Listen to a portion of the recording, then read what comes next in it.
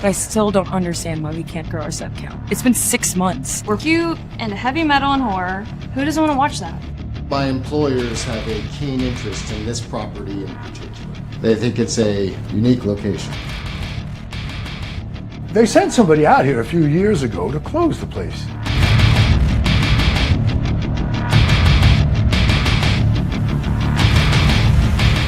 They're talking about opening it back up now? There may have been some oversight in the previous inspection.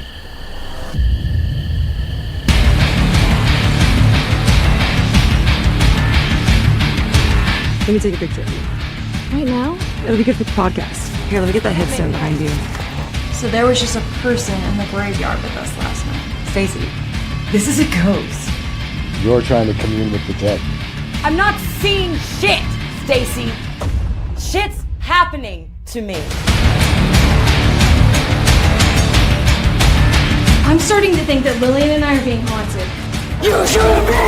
It's starting to feel just like the band all over again. You want to explain to me what we just did? There's something going on in that graveyard. I've warned you over and over again, and you still wouldn't stay the hell away from here. I need to know if what I'm seeing is real or not.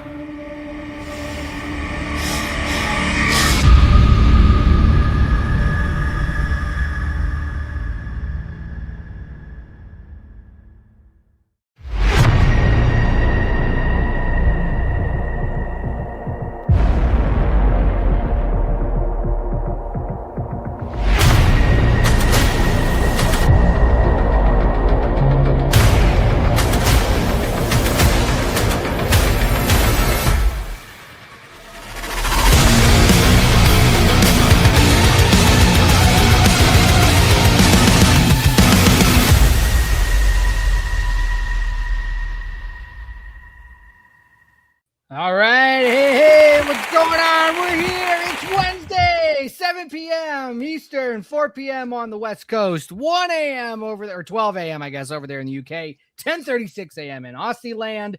This is the Death Rattle Podcast. I'm your host, DJ Remark. With me, my co-host, Mr. Kanan Becker. What's up, buddy?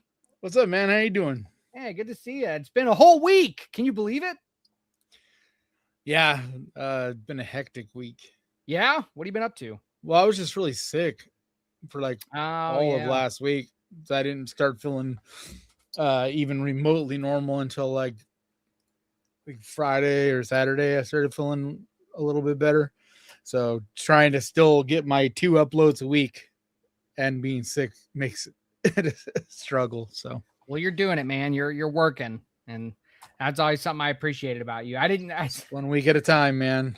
Yeah, no, it's been the same for me. This day job that I've been doing has been taking up all of my time, and it's hard to. I'm trying to get a new movie done. I'm trying to get the short. That too. I'm trying to get the feature. I'm trying to get this feature going. I have some irons in the fire for that, and also this short film that I'm trying to do. So I'm trying to do that while I'm sleeping and work this day job while I'm awake, because we're not monetized here. And so tell your friends to subscribe. We're at 400. Well, that's actually pretty good. We need 100 more before we can apply. For a long way to go before it would be any money where it would be noticeable. Yeah, I know, but we can kind of circumvent. We got to get merch out. That's what we have to do. As soon as we hit 500, we're gonna start monetizing. So share the show. That's the best way to do it. And we got 23 people watching right now. What's up, guys? We're gonna say hi to you. Hit that like button. Just go ahead and do it, whether it helps or not. It always looks good that there's likes on the videos. Always appreciated. So please, please, hit the like button. So we have Diddy's in the chat. What's up, Diddy? You've been missing a couple of these streams, buddy, but you've been commenting on the replay. Seen Diddy in a while. Good to see you. What's up, Go Dog? Good to see you. Made it. You made it again. We got some people that haven't been in. Finally making it. What's up, Solo? Chad, what's going on? Good to see you. Missed it. Nice that we're at 25 right away. Like, that's nice. Yeah, it is nice. Maybe we'll get up to 50. Yeah. Maybe that's growing. It takes time to grow organically. But no, it is. It has. We've been getting some people, so it's finally good. Smiley says my horror can be fun shirt came in. Thank you. It's really nice. Hell yeah. What's up, Casey? I think it was Smiley that said he got a shirt. He wanted a a Death Rattle podcast shirt, but we don't have one, so we got to go. We don't have one yet. Heather's in the Ghost chat. Rider. What's up? What's up, Terry? Good to see you. Terry's another one we haven't seen in a while. Good to see you. John Connor, what's up? Haven't seen you in a minute. All right, I think that is it. Jordan, what's up, Jordan? Says, first time I can make a live in a month. Oh my gosh, welcome back. Nice. Yeah, totally. We got quite a bit to talk about. Lee's in the chat. What's up? Gaston's in the chat. What's up? Lenny is in the chat. What's going on, Lenny? I think is that it? No, Cold Eternal. Hey. All righty. I think that's it. So before we get into the stories and the trailer and all that, last night I went to the drive-in. It's like I do like at least a couple times a week. I go there and I edit. And so I went to Obsession, and it's a Tuesday night. I'm like expecting maybe one or two cars, because like Tuesday nights hardly anybody goes out to the drive-ins, which is fine with me because like I just go out there to edit. So like lots of people is annoying. It was packed, dude, only for Obsession. Like all the other screens, there was like one or two cars. It was like, I mean, completely packed, like a Saturday night for Obsession. Like what it is doing, I wanted to bring this up because I was just thought of this right before we went live. Have we ever seen this for a horror movie? You mean a Like- drive-in like getting this- sold out for? No. I mean, like what Obsession is doing in general. Like, I don't know if we've ever seen this. At least not since the 80s. Like, I as don't an know. adult, I don't ever remember a horror movie like this. I don't know. Because it's super, like it's super unanimously across the board. It's like audiences love it and critics love it. And it's making a shitload of money. It's beyond like a great story financially for an indie little horror movie. Like it's a legit, like it's closing in on 300 million, dude. Yeah. I mean, they're talking about it's going to make over 300 million now. it probably will. Like it made another 20 something, and it's week 4. And that's up against like Masters of the Universe and like all the other shit. Like there's a bunch of blockbusters that are in theaters right now. Imagine what original stories by creative storytellers can do. Theaters aren't dying. This last Movies year have with just been Weapons bad. and Centers, Yeah. you know, like the I've been big making this winners argument. every year are originals. I've been making this argument for the last 5 years. Yep. Everything that everybody is We all saying have. about why the Hollywood is dying is wrong. There's one reason Hollywood's dying. They Yep. can't make good movies anymore. Well, no, it's not that they can't It's make good just the movies. indies. Is that they're hyper focused on just making fast cash grab blockbusters. Yeah, but they're not. But that model's not working anymore. No, and I don't understand I mean, I get it because all they need is to have like, you know, for their studio, if they have like one hit every couple years, they're good. Like if you're making like billions, but none of them are making that anymore. Like Yeah. the only thing that is kind of like a lock to make that would be like maybe Spider-Man. Well, yeah. Like the new Spider-Man will make over $1 billion, but like and then Avatar, of course, which I don't get, but either way, Avatars always make over $1 billion. I know it's the most cultural. Like we've talked about Yeah, this. The it Avatar baffles movies, me. Like, it baffles they are me. an anomaly. They are a friggin' But I anomaly. think they're a movie Anomaly. that's a great. I think the reason they're so successful is because they're a really good one to take your family to, and I think that's a big guess. part of it. Like where they're just safe. There's nothing that's, you know what I mean. There's nothing like they're very like McDonald's. You know, like you know what Yeah. I mean. Like that's the only way I can explain it because they're not good movies. Like they look pretty cool. they're I not guess, good. but- No, they're not. They're terrible. Yeah, I don't get it. It's not my thing. But I guess we're alone on that island because movies keep making billions. Yeah. Although the last one, like there was a story that came out a couple weeks ago where James Cameron is feeling there like the next Avatar is in jeopardy of getting made, which is insane. When we're talking about a movie they made over $1 billion, but they're not sure they're going to be able to make the next one because they cost that much. Yeah, I know. Like they barely. Yeah. Well, they don't mean- barely. They do make, but it's one of those deals. Yeah, but where it's like they have they- to make $1 billion just to basically start making profit, and like that's crazy because of not just how much it costs to make the movie, but all the marketing and everything that goes into those movies. All right. I'm pulling up stories here. Yep. because I literally got home at 6 o'clock to start like working on the show. so you gotta. I need you guys to forgive me. All right. All right. I think I got everything. There's another story that you didn't link me that I want to talk about that I think is going to be that I think is going to be good. Why am I not? Hang on. Well, let's There's see. quite a few things. I just figured I'd pick the stuff that I was like, this is more than enough for us to fill an hour or so, as it is. So. Oh, we're gonna fill an hour. Which story? Yeah, I'm curious which story you're talking about. All right. Well, I'll find it because I'm not finding the one that you told me to find. The oh wait, yes, I did. No, I got it. Two stories. They follow. Yeah, there's two stories. Yeah. I just kind of combined the two. And we're going to read the article of both, but like you don't need to read the Naomi Aki story. Read the other one. Okay. Terry says I'll become a member. Thank you, Terry. Thank you, Terry. Tony says I'd totally buy a Death Rattle podcast t-shirt with your badass logo. Thank you. Well, we'll do it. Keep sharing. Get us to we'll do it.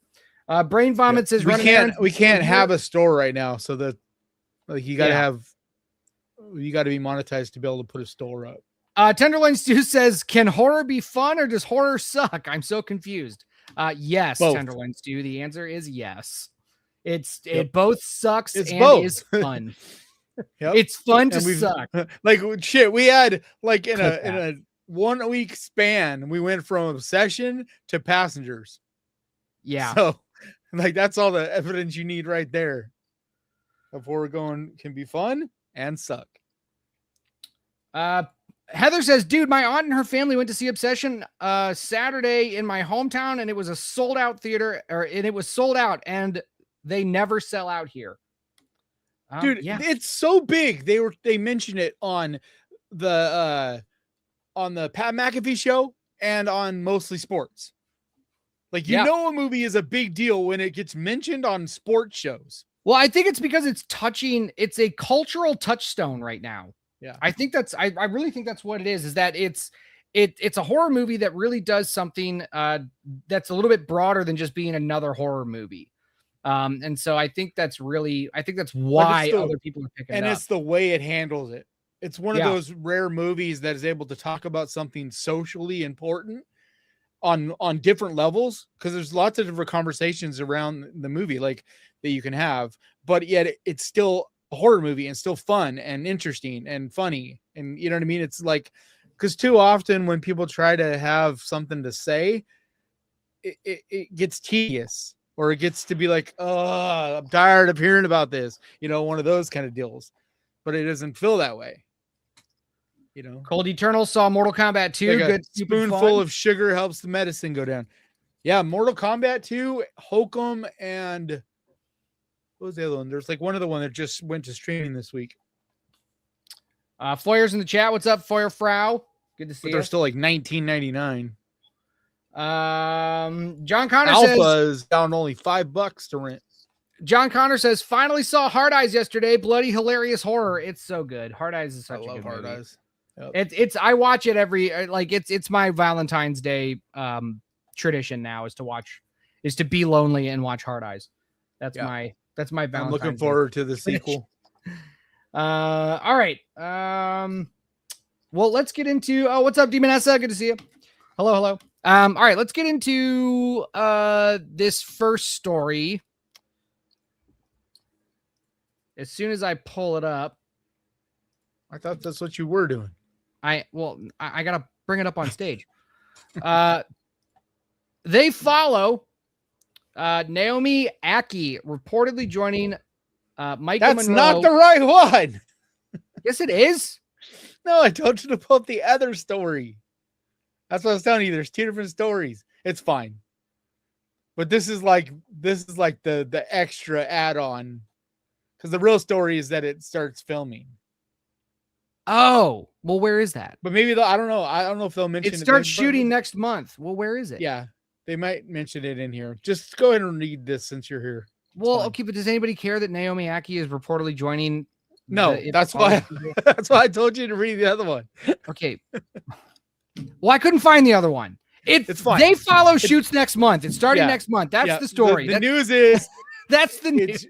Okay, if moving you're on. not familiar, They Follow is going to be the sequel to It Follows.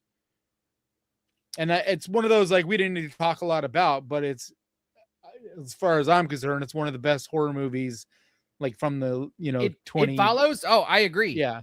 I like agree. 2000 on. I'm just like, I'm excited to see it. Like, I hope they do. I hope they do well. I think it will, because they have the same movie. everybody involved, and he took a long time to do it because he said he wanted to have the right script and the right idea. And then they were going to start shooting it last year, but he wanted to make sure that he had everybody in the cast and everything dialed. So they waited till now to this year. Yeah. Well, which is a good thing. People need to take their time making fucking movies. Yeah. Well, like every time people rush with sequels and stuff, they always end up being crap. Oh, Jack's got a good point. The news is The Furious this weekend. Yep. That movie looks so good. Yep. That movie looks so good. Dude, it still has like 100% on Rotten Tomatoes, dude. So what? I don't care about Rotten Tomatoes. Rotten Tomatoes only matters when there's like a really crazy number. You know what I mean? Like if a movie gets like a 10%, or if a movie gets like 90 and up. Those are the only times when I pay attention to it, because that's when it's like, okay, if that many people are in agreement on it, then it's worth taking note of. I guess. I don't know. Whatever. Because it's rare that a movie does that bad, like, like less than 20% on Rotten Tomatoes, and it's actually a good movie. Like, that's very rare. And then the same can be said where a movie scores like 90 and above and is not a good movie. Like, I may not like them personally, but they're always, you know what I mean? Like, you can usually know if a movie's going to be well made or not based on that. Well, sort of. Well, but most movies fall in that like they 50 to 70% range, and it's like that could be anywhere. Like that could be, like a lot of times it's like 70% critics and it ends up being shit, or the other direction. So that's what I'm saying. It's only the like extremes is where I think is worth taking note of. Yeah, well, whatever. I mean, it's fine. Yeah. I have lots of friends that have seen The Furies, and they're like, dude, it is incredible. Well, yeah, I'm excited. 3C already threw up his review. He watched it, put it up like 2 days ago, I think, and it's like his favorite movie of the year. Oh, nice. Well, I'm excited to watch it. All right, this story I wanted to talk about because I thought it was interesting. We got 37 watching. Let's get 37 likes. Let's try to get to 50. All right, this one I want to talk about. Hitting that like button helps with that number to go up. Documentary Too Hot to Handle, Remembering Ghostbusters 2 has finally wrapped production. The story of Ghostbusters 2 will be told like never before in the documentary Too Hot to Handle, Remembering Ghostbusters 2, which has wrapped production after 8 years. Deadline details. It's so weird to make a documentary about a sequel. Yeah, but because Ghostbusters 2 is great. No, I'm not saying that. I'm just saying it. Okay, I said weird. I should have said odd or strange or rare, because I can't think of another time really where there's been a documentary. Oh, actually, Friday or Nightmare on Elm Street 2.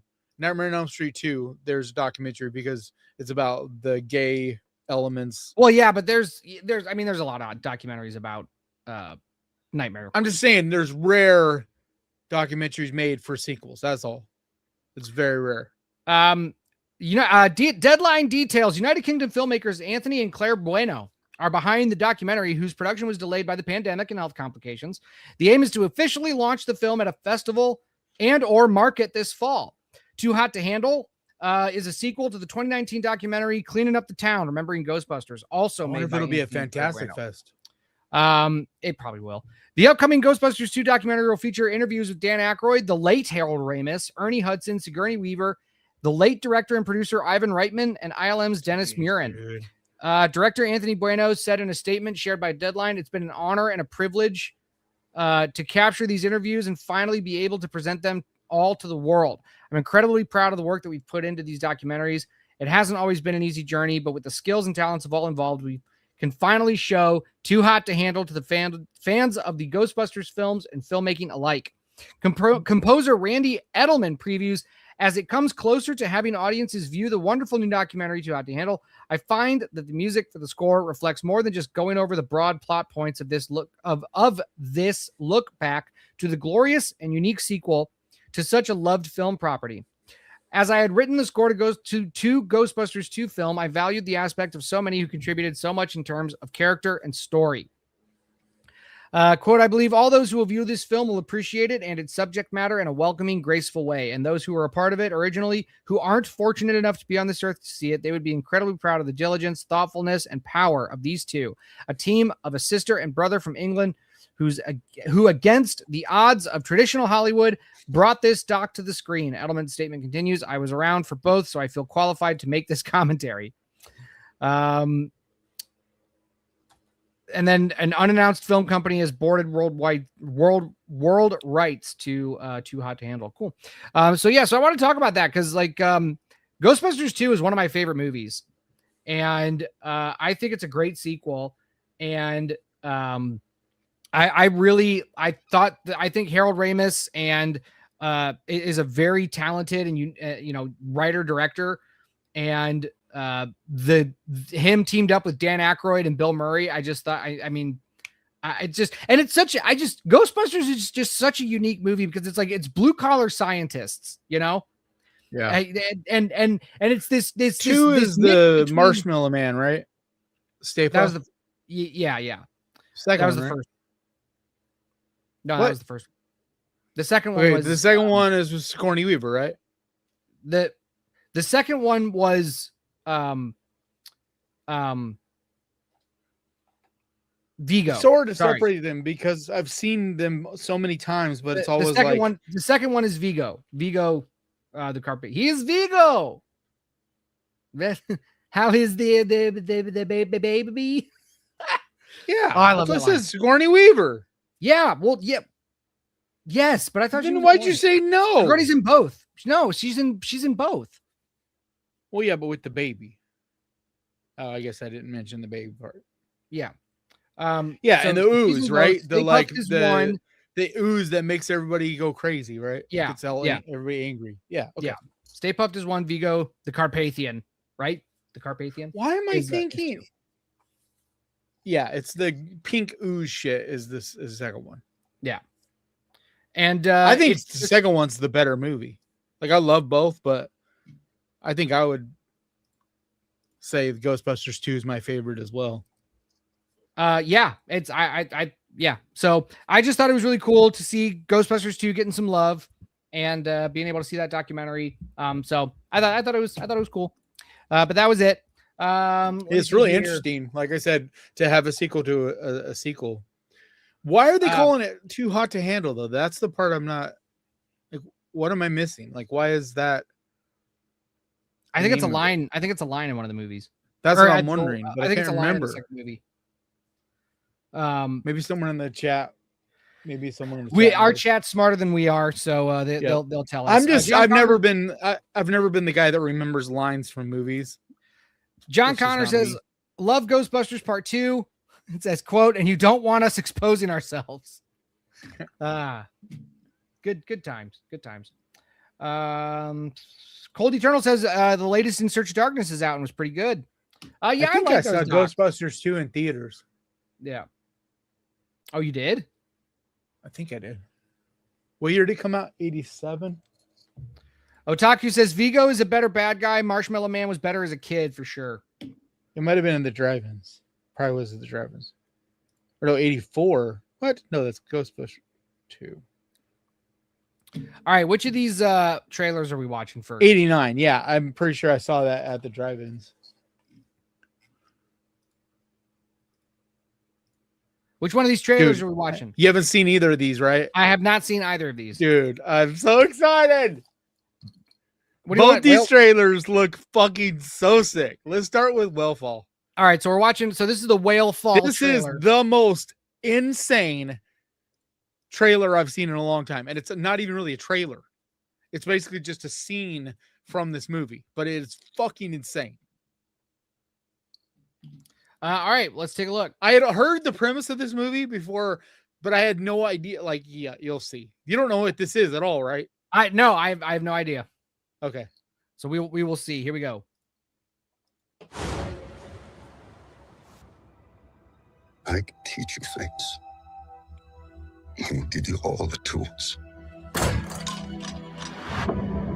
You can be whatever you want. Anything you want. Is that Josh Brolin? Yeah.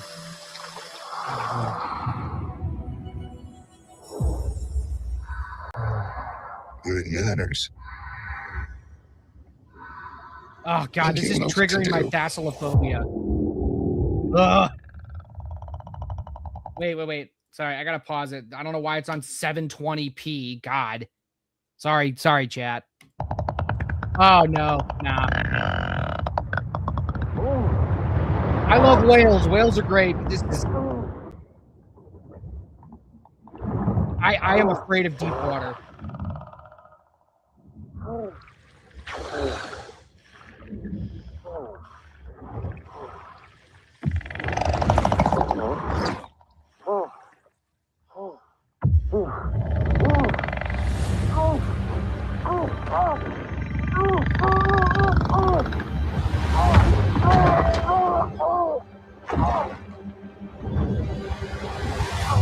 Good Lord.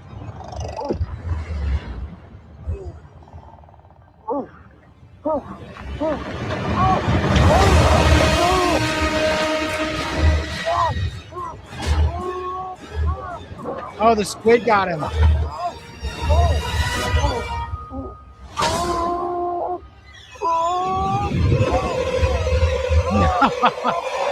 I can't do this.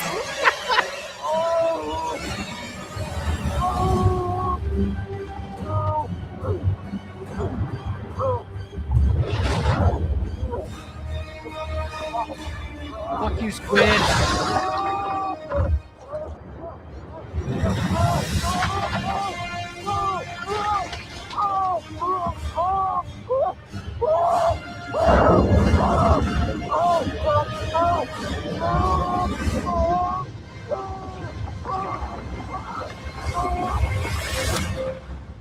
Survivors survive. Yeah, Isn't that fucking insane? Yeah, Dude, picture that on the big screen. I'm not gonna be able to watch this movie, dude. Dude, I'm not that gonna, on this I'm big not gonna be screen able is to going to watch- be sick as fuck. When I read the premise, I was like, I don't really like. All right, that didn't sound that interesting. But then seeing it actually happen, it's like, holy shit, this movie's going to be insane. And it's based on a true story. What? Yeah, there was a guy who was. I don't know how closely it's following, but yeah, there was a dude that was actually swallowed by a sperm whale and survived. Fuck, man. So I know at least to a certain extent, this is like based off of his book, I believe. But I feel like that's nuts. Quite a while ago, so I don't think this is meant to be like that dude. But yeah, either way, it looks fucking so like, dude. I'm so glad they're playing it in XD because that is the kind of movie that needs to be like on a big ass fucking screen. Yeah. Like I'm gonna try to see it in IMAX if I can.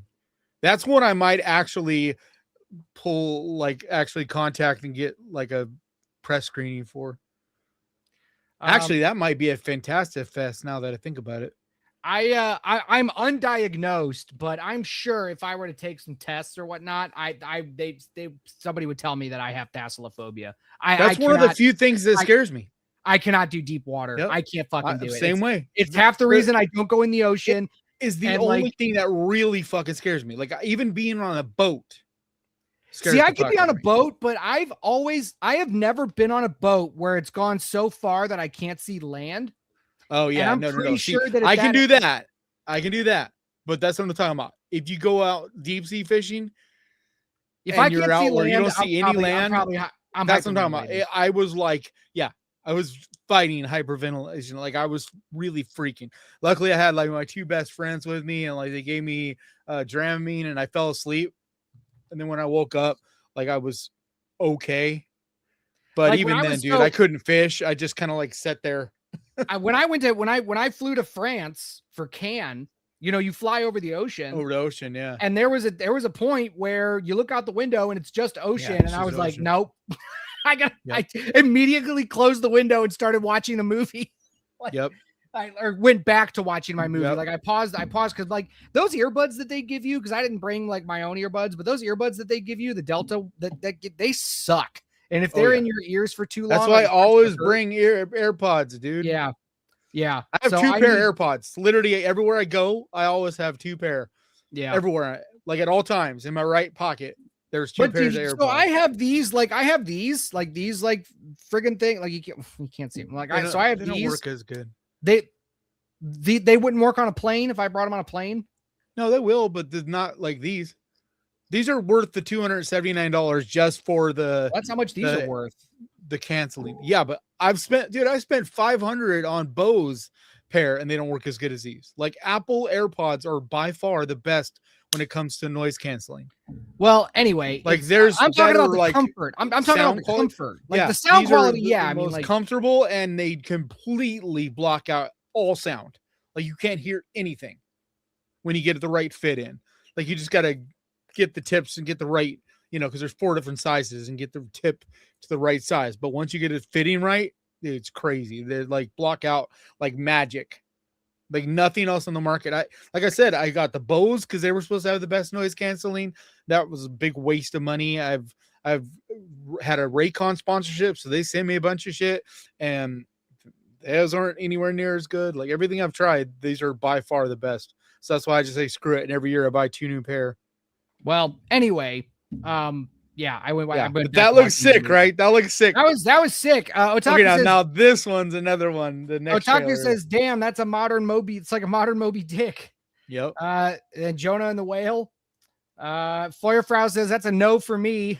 I can't wait for that, because the two things that scare me is heights and the depth of the ocean, like being underwater, especially.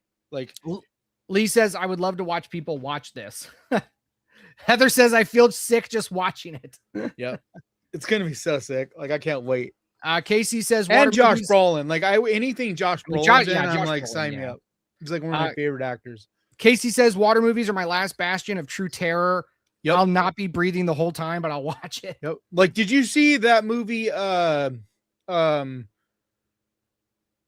Shit. What was it called? It was based on the true story about the dude that was stuck on the bottom of the ocean on an oil rig. It was based on a true story. Like it really happened. The dude, like everything in the movie is exactly what really happened. Because they made a documentary, and I watched the documentary, and he was dead on. Fuck, what was that called? I even covered it, even though it's not really horror because it's like a true story. It was horrifying because the dude's literally oil drilling right at the bottom. He gets stuck down there, and he has no light. It's fucking crazy. I know. I haven't seen it, but I know what you're talking about. Feuerfrau says, I love to swim. Went snorkeling in Hawaii when they stopped the catamaran. Is it deep water? We're in the middle of the ocean. Maybe it's deep water. I don't know. Han Satanizer says, closing the window definitely will stop your fate if you crash in the ocean. I know it will. It's the only thing to keep you alive. All right. I think Joe says, done with boats after Speed 2 Cruise Deep Control. Water was that stupid movie. The one that you guys play the clip of. That's Deep Water. Okay. All right. We're going on. Oh, don't. Is it don't? It's something breathe. It's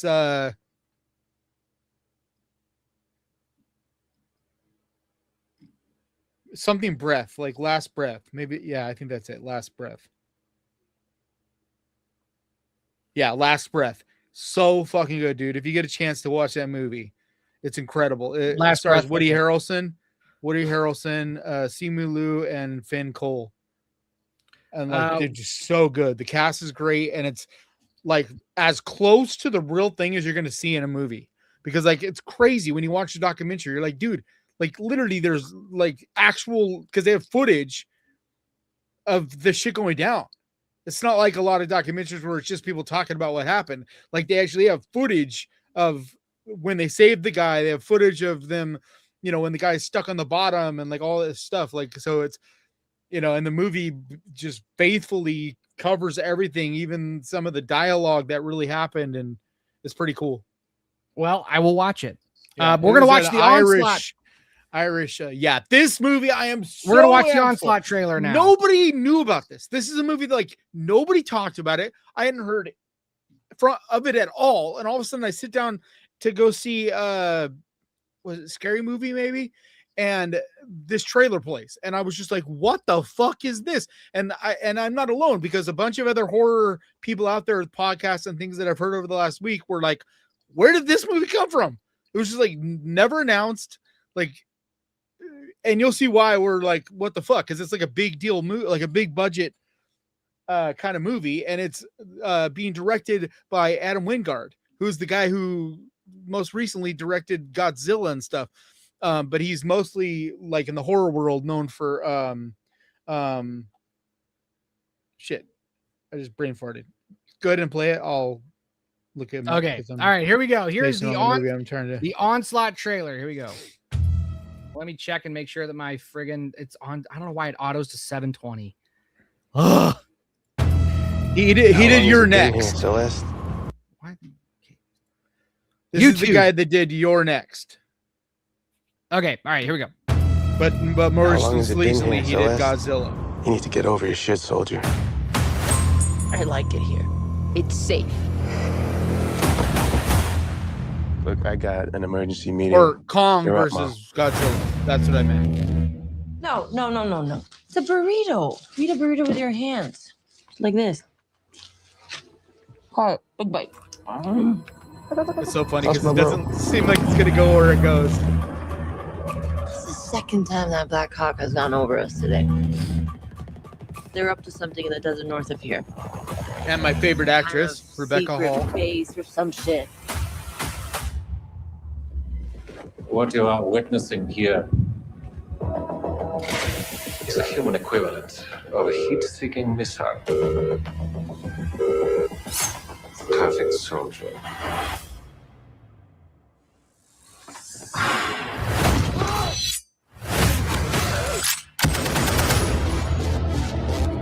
Would you mind telling me what I'm up against tonight? We're set out to create an ideal combatant to be deployed against the domestic populace. These men are conditioned to kill until they are stopped. Do you have any practical advice for engagement? Use your best judgment and cover our tracks. Don't be afraid. Where's your government? Where are you going? Go to your room. Get under the bed. Mama needs to get her guns.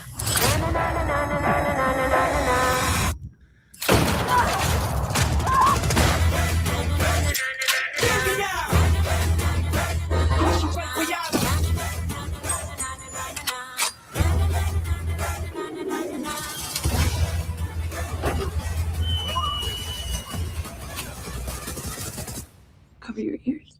Why? I'm just gonna say a lot of bad words, okay? You little bitch!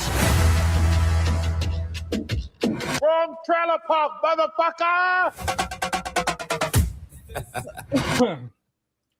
Doesn't that look fun? Okay. And it looks fine, I guess. You're such a fucking downer, dude. Like, you are the least fun human, I swear. What the fuck? I just said the other movie that's coming out tomorrow looks fucking great. It looks way better than this one. A totally different type of movie. It's an action movie. They're both action movies. No, but the tone is 100% different. Oh my God. Like, you and Tone. I'm just giving you my genuine reaction. I know, but I think you have a weird, I think you struggle to understand tone of movies. No, I don't actually. I'm quite good at why would you compare that to Furious?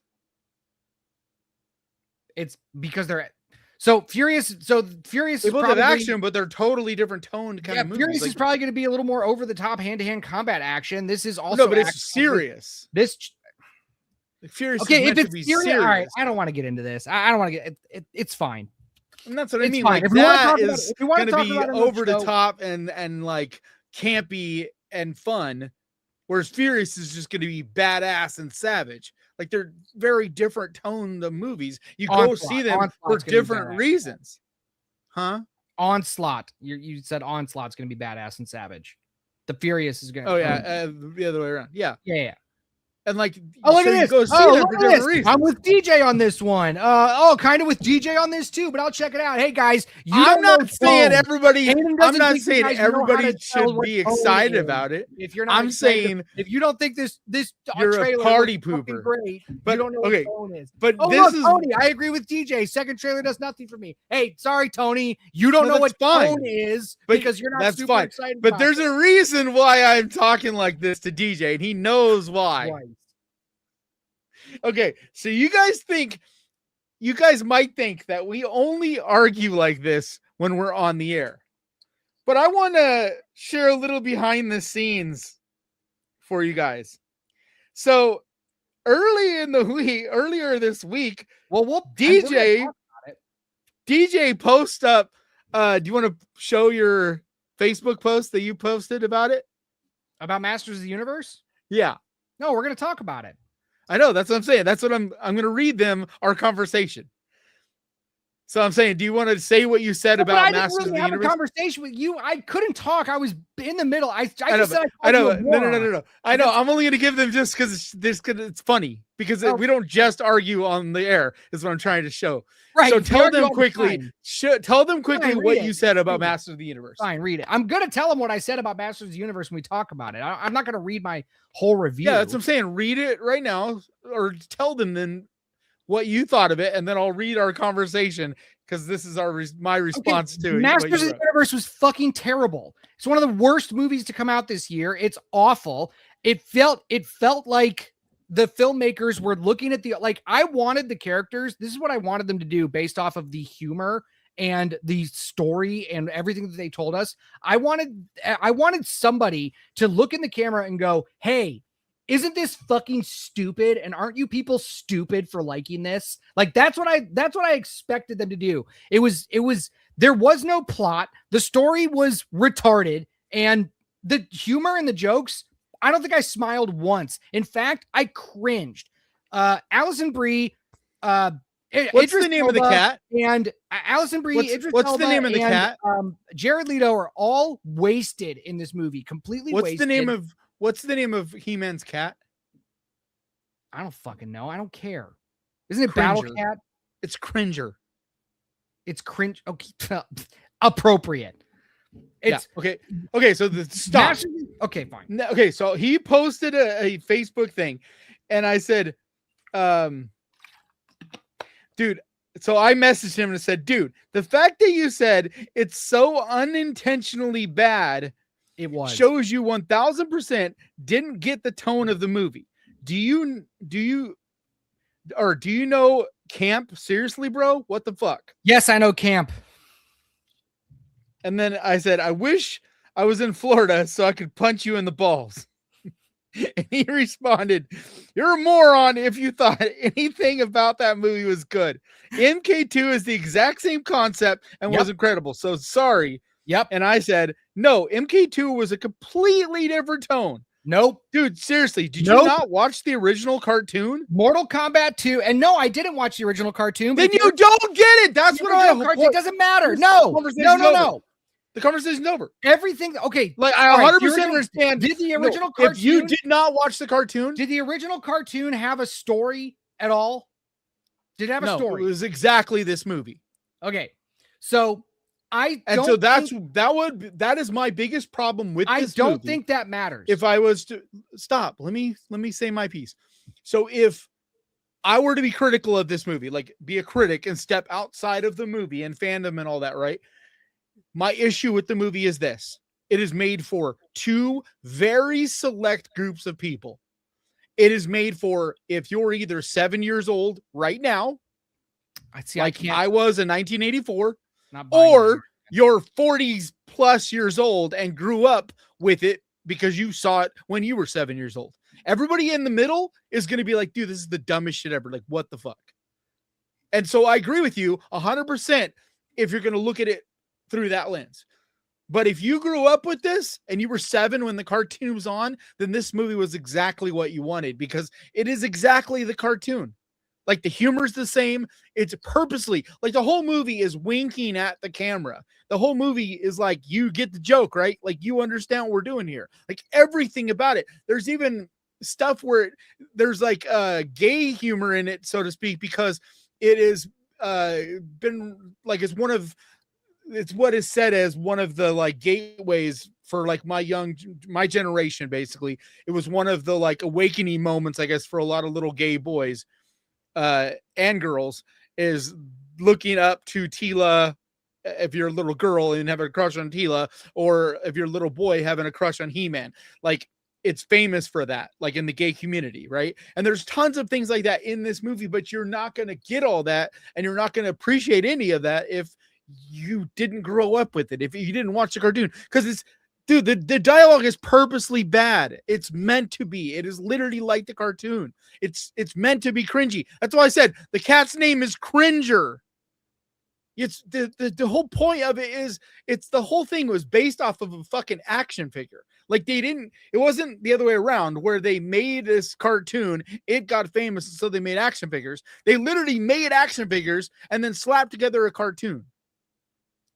And it's all about, when we were little kids, it looked badass with swords and big fantasy shit, and we loved it. But if you look at it critically, it's not good.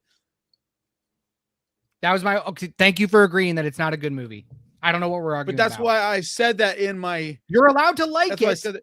I've said I said it's good if you... Dude, if you grew up with He-Man... like the movie, it's not a good movie. No, if you grew up... It's this simple. If you grew up with He-Man, like a lot of my friends, and you have a little boy right now, this is the perfect movie. It's literally perfect.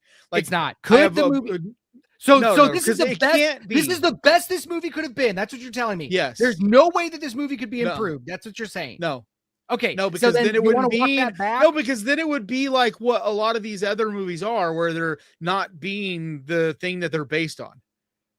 Okay, so I'm going to make a direct comparison of a movie that came out. That's the thing. Right, Mortal Kombat has all of this shit. No, it's not. Mortal Kombat 2 is the same exact concept for this movie. Dude, like you're familiar with Mortal Kombat. You're not familiar with He-Man. Dude, I'm familiar enough with He-Man to, I mean, like, I didn't watch the show religiously. I didn't watch it when I was a kid. It was literally the story. Like, the story that you said there is no story. It's like the exact same story as the cartoon. Like, exactly the same story. Look, this is why they're comparable. This is why they're comparable, because you already said it. It was a toy line that got turned into a cartoon. The cartoon probably didn't have much of a story. It was probably just a bunch of standalone episodes, right? Like just a bunch of standalone episodes. Okay. Mortal Kombat 2. There is an overall story, but yeah. Mortal Kombat 2 is a video game that had virtually no lore or story behind it. That wasn't just not true, because now there's a huge, vast universe. No, stop. It doesn't. In the early stages of the games, the only semblance of a story was that there's a tournament. That was it. Yeah, but this movie is not. Fighters. So this Mortal Kombat was not based off of that game. What? This is what you're missing. Mortal Kombat has this huge lore, including fucking comic books, tons of video games that have all these other characters. Like, there's a huge, giant none of that catalog was in of things Kombat to do. 2. None of that was He-Man doesn't. He-Man is based off of a cartoon. And like, here's the thing. Okay, dude, but you're not listening. When they made the Netflix show, the cartoon, the newer He-Man, me and everybody that grew up with the original cartoon He-Man hated it. And it was a way better made, like much more complex story with layers and characters and all this stuff. But none of us liked it, because what we loved was the dumbness of that original cartoon, the basic bitch that it is. And this movie loves us because the creator of this He-Man is the same age as us and grew up with He-Man being his favorite thing. And so he made us a movie. And so if you want to fault it for that, that's fine. I get it. But it can't be faithful to what its source material is. Yes, it can. You can have a good movie and be faithful. You can do that. Even if the cartoon was bad, you can make a good movie with smart humor, with scenes that are constructed for setup and payoff, that aren't just the scenes that aren't just put together so that they can make a joke. Like, you have to watch a scene for 5 minutes so that it plays out, just so that they can say this one line that's not even funny. It would be funny if you watched the cartoon. If this was a movie that was just like wink, wink, nod, nod to the audience, then why are there so many scenes of characters talking to each other that first slow down the pacing to a grinding halt in order to establish some kind of a character like relationship between these characters, only for them to have dialogue that contradicts events that we watched 1 or 2 scenes before it? Is that what they did in the cartoon? Did they do that? Did He-Man punch somebody and like have a fight with them, and then in the next scene go, "Hey, remember when we're best friends and never fought?" Because that's the exact same shit that happened in Masters. Where do you hold on? Where was okay? This? All right. First example: Man-at-Arms in the opening of the movie is seen being very paternal to Adam, teaching him how to fight, telling him to get back up and be strong. His dad comes in and embarrasses him and makes him walk away. And the whole time, Man-at-Arms is like, just when he turns around, just keep your head up, show him that you're going to be strong, being a very good leader and like paternal figure. In like 2 scenes later, not 2 scenes later, but like after Adam like becomes He-Man and all that, he says to Man-at-Arms, "Oh, I remember when you embarrassed me all the time and humiliated me during training." Where? So you're not fully remembering that opening scene with what? him. He never embarrassed him. No, because remember he originally was. He was a hella dick to He-Man. Yeah. No, he wasn't. No, he wasn't. Yeah, he was doing. No, and then He-Man. No, dude. He was not. He was a dick to the whole time. Maybe no, not. He wasn't. He was just maybe not to He-Man, but he was to everybody else. So what? But he didn't. But Adam specifically says, "I remember all of the times that you would humiliate me during training." It never happened. We never saw it. Yeah, and I agree with you. Okay, why is Man-at-Arms? I mean, I kind of why get is Man-at-Arms in jail in the first place? Why, after Tila goes and gets He-Man, does she get thrown in jail with He-Man? I know why He-Man gets thrown in jail. Why are they in jail? And then why is the big fucking robot in jail? And if the robot could just walk through the gate, why didn't they just do that? Why did they just stay in jail? Why was the robot reprogrammed to be a cleanup robot? I know why. It's so that they can have these jokes. No, it's not because they need to be in why jail. Because the fucking robot went haywire. We have one line from Tila when they go to the underground community or whatever. We have one line from Tila that just says, "Skeletor will never think to look here." Oh, why? Oh, and then they're found. So Skeletor did look there. Everything you're saying is why stupid. Everything you're saying is why I said, yeah, it's not a good movie, but if you're a fan of He-Man growing up, this movie is perfect for what you wanted. It's it could have been better though. Like, that's what I'm trying to like. They I mean, okay, sure. Like the things you're talking about, yeah, the things you're talking about, sure, but it would also been kind of wasted. No, it wouldn't.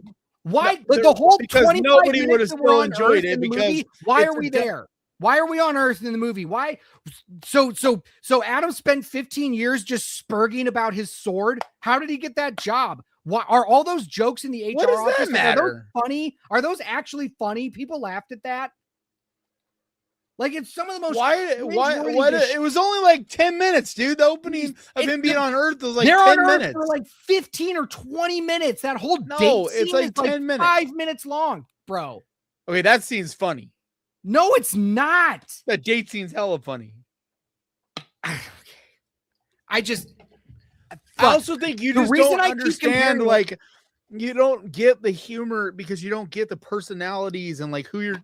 I don't know, man. That's it's not hard an to excuse. explain. That's not an. That's such. It's not. It's like excuse. It's not even an excuse. Oh, it's just reality. Like, then the like I know if writing. anybody that grew up with him, anybody that grew up a He-Man fan, loved this. And yet, everybody I know that's like 30, like around your age, like this movie is bad. I've never said you can't like this movie.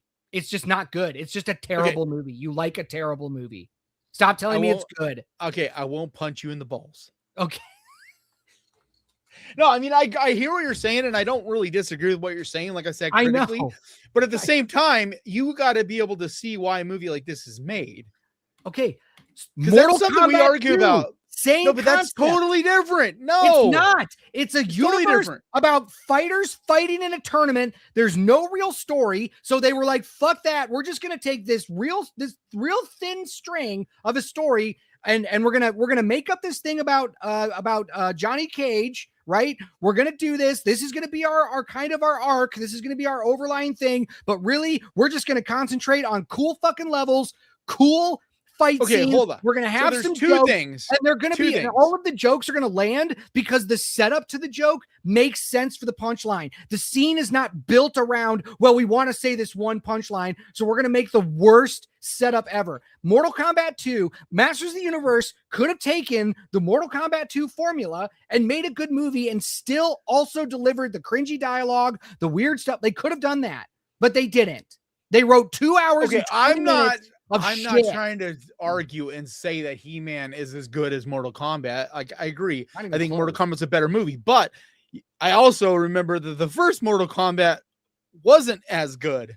No, it wasn't. And because of the same reasons, fans were complaining. Yeah, and so it's like this. If they made a sequel to this, I'm sure it'd be a better movie. They were like, "Oh shit, you're right. This doesn't work. This is what you want. Here you go." I know, and I feel like this kind of did the opposite. I feel like this kind of did the opposite direction. Because like the first Mortal Kombat, because the reverse Mortal Kombat was like it didn't have enough, hardly any of what makes everybody love Mortal Kombat, right? And it tried to focus on this boring story, and they tried to do this dramatic story about Scorpion. And so the second one they gave nobody gives a fan, so they wanted. This movie like went the other direction where it was like we're only going to focus on just what the kids who were 7 in 1985 or roughly, what those kids loved. We're only going to focus on that. Yeah, and they did. And the casting was amazing. The look. And I think that's what it really comes down to is like, I'll forgive a ton of other shit because the stuff I really wanted was so good. Fine. Then that's your prerogative to do that. I'm just saying that the movie I still think you are a stick in the mud a lot of times. Fine. I didn't know. I thought you had watched He-Man as a kid, and I'm like, how the fuck could you? Dude, even if I did, no, you would have felt different. No, but I said that in my review. You would have able to still say like what I'm saying about it. That yeah, sure, there are definitely problems with the movie. Like I didn't say it shit. Like it's one of those movies. Like I didn't put in a video. I'm not recommending it because it's such a narrow audience of people that will enjoy this. And if you look at it as just a movie, kind of like we talked about with the Backrooms, where if you take away the fandom and the other things that are out there and as a standalone movie, sure, it's got some problems. But if you take it for what it is, that it has all this backstory to it, that takes it to like a higher level. You know what I mean? Okay, but if you take it as a standalone, it has, and I'm not saying Backrooms and Master Gyms are the same quality of movie, but I'm just meaning like both of them have to have kind of like there's a connected lore to them that makes them better. Let me ask you this. In Gaston, no, they did not have any charismatic characters in this movie. All of the yes, characters they were fucking the same. Everybody was you grew up with He-Man, you'll love it. Everybody had the same voice. Everybody had the same personality. If you grew up watching the cartoon, you will love it. Period. Wait for streaming. If you absolutely have to watch Masters of the Universe, wait for streaming. No. It's not worth going to the theater. Get your fucking popcorn, and if you have the money, buy the Skeletor fucking bucket and cup, because I swear to God, if you grow up with, you will literally feel like you're 7 again. And that's why I love this movie, because it's been a long time since a movie made me literally feel like a little kid for 2 hours. And like, that's a rare thing. And so sure, everything you're saying is probably true, but I cannot put aside the little boy inside of me that's like, He-Man, you know what I mean? And like, it brought that out of me, and that's fucking amazing, dude. Rarely do movies get that. You know, so it's like maybe it didn't get everything right as far as a movie, but it knocked it out of the park when it comes to the things that He-Man fans love, you know? And it's a tough thing because a lot of He-Man fans now are like, they think of the new He-Man, which is a very different thing. Doesn't have the humor. It looks way different. Like nothing is goofy and cheesy about it. This was the cartoon. Everything is very silly. Okay. So anyway, do you want to move I on think to Scary Movie Skeletor, 6? regardless of criticism or not, I thought Skeletor was amazing. It was fine. Jared Leto is he looked good. completely unrecognizable in that role. Like, I mean, yeah, but I just wish it would have been written better. I wish that we would have actually had a real movie with these characters. I wish that it was half as long as it was. Like, just it's not that long. It's like 2 hours and 20 minutes. What do you mean it's not that long? Was it really? Yes. Yeah, I Fuck. fucking loved every second feel of it, dude. I loved every second of this movie. Like, I even stayed till after the credits, dude, and I was so excited because the after credits scene, if you're a He-Man fan, you got to stick around. They're not going to make a sequel, though, unfortunately, because it's losing so much money. I wouldn't make a sequel after that shit either. Do you want to? Yeah, but that's not why. That's not why it's not making money, because it would have, like, it was gonna not make money regardless. Like, even if it was the greatest movie. No, if it was good, it would make money. Take a lot. We come back to this every time. Good movies make money. Get legs. Good movies get legs, like what's happening with Obsession, right? But nobody was interested in this to start with. Like, based off the trailer, based on the interested. No, they weren't. He-Man fans were interested, and non-He-Man fans were interested. I was interested in watching 24 million or $28 million is how interested they were. This is a movie that needed to be like a fucking because it was not good. Because people are lying to to themselves, thinking that it was good. What I'm good. saying is, even if it was good, it was not on track to ever make any money. That's okay, dude. That's all I'm saying. That's just wrong. That's just wrong.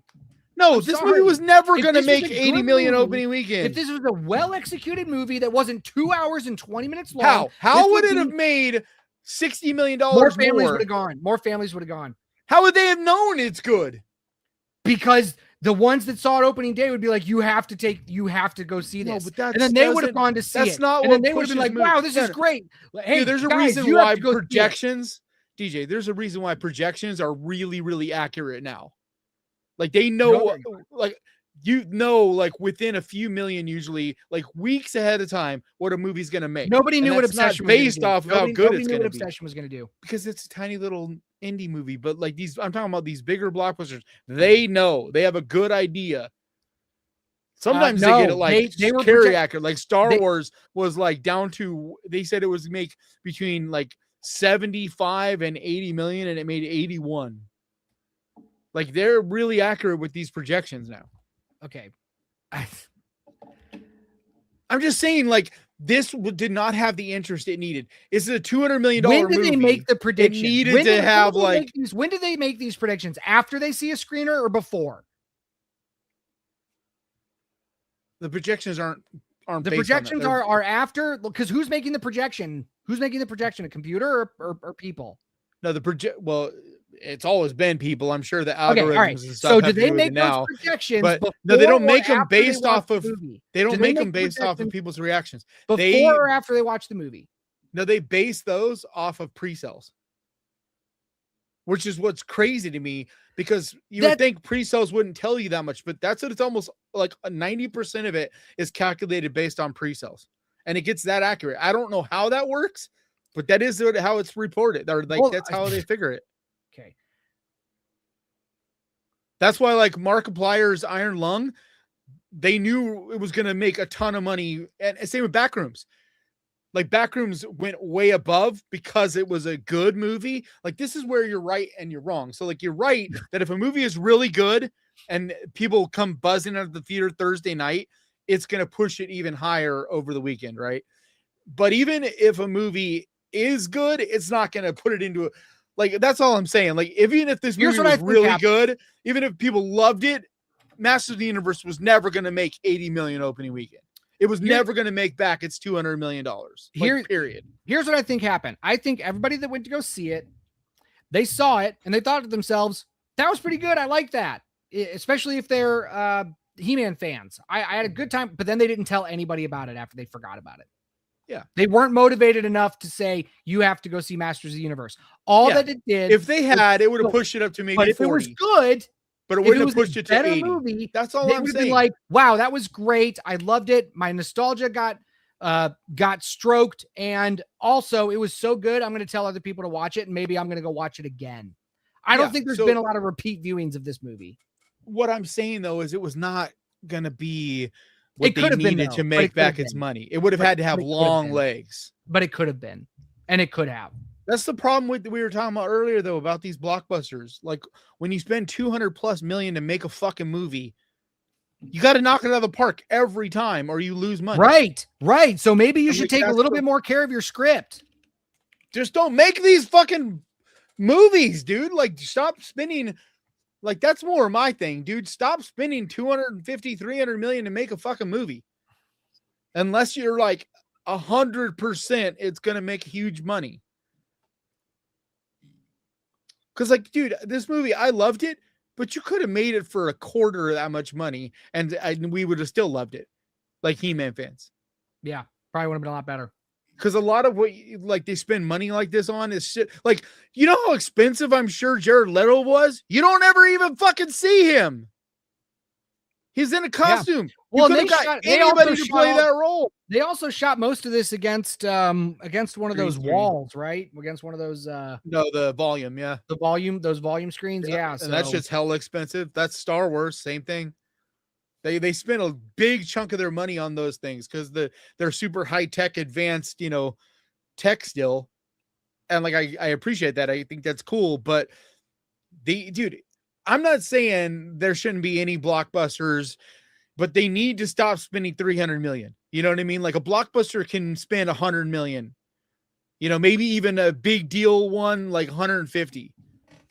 But there's a huge difference between these movies that are like they're saying, what was it where they were saying it was only like Deadpool Wolverine, where they were like, we spent 250 and then it came out that it was 400 million. Like, why do you need to spend 400 million for that fucking movie? You don't need to build an entire city for one scene. And that's what they do. Yeah. Like Deadpool Wolverine, dude, that scene where that whole part where they're in that little city with you've seen the movie, right? Deadpool Wolverine. Yeah. Like where they're in that wasteland area and there's like the bones and shit. Yeah, I know what you're talking about. That's all practically built. Like, they built that whole fucking thing. They spent tens of millions to build that, and there's literally maybe 10 minutes of the movie that's at that location. And there's tons of shit like that where it's like people just want to burn money. And it's out of control. And the reason it makes me so mad is because there's so many smaller filmmakers like Curry Barker who make a movie for $700,000 and it makes 300 million. And if they were to take that money, even half of that money, and divide it out into the world of filmmakers like you or fucking, my other friends that make movies, you know what I mean? Just divide it up. 700,000 here, $1 million there. Like, as much as I hate Blumhouse, I love that they do give $1 million to these different nobody filmmakers to make movies. And it's like, you need to share the wealth more and you'd have a lot more obsessions. Okay. Do we want to read some chats from this? Yeah. And then we got to get into Scary Movie. I think we're going to, did you see Scary Movie? I saw it today. Okay. Cause I think we'll agree on this one. Yeah. Maybe. I hope so. Okay. There's a lot of chats here. So give me a second, guys, while I go through these. God, yeah, there's a lot. There's so many chats. Okay. I'm going to go grab another drink while you start reading them. Okay. Tenderloin Stew says, fight.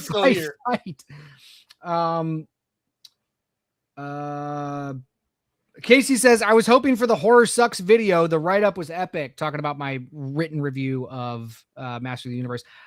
Casey, I've been trying to do like 60-second car reviews of movies on the Horror Sucks channel. I just do not have the time to make video reviews right now. I just can't do it. And you got to do what I did for Fantastic Fest, where it's literally like as you're driving home from the theater in your car, just fucking record 60 seconds, 2 minutes, whatever, and throw that up as a short. That's the only thing that I can really do. And I got to give my short review of Scary Movie 6. Gaston says maybe it was intended for a younger audience. That doesn't matter. That it doesn't matter who your audience is. No, the problem is you should still DJ, write a good movie. Yeah, DJ's right. But also this movie is literally targeted at like little kids or older adults that are either grandparents or have little kids. Like it's not meant for anybody in the middle. And DJ's 100% right. It's like we were saying about Backrooms. Like a movie should be able to be a standalone. And people of all ages, like a good movie, people of all ages should be able to go see it and enjoy it. But like if you are a part of that target audience, then you're going to have fun with this movie. Like it doesn't change the fact though that he's right as well. Like so many things in the world where they're, you know what I mean? Nothing is all just one thing. It's both. Like two things can be true. Jordan says, I smiled while cringing. Still enjoyed it though. Well, I mean, look, I people are going to enjoy the movie. That's fine. I have never told anyone that they're not allowed to enjoy a movie, and I won't do it. But yeah.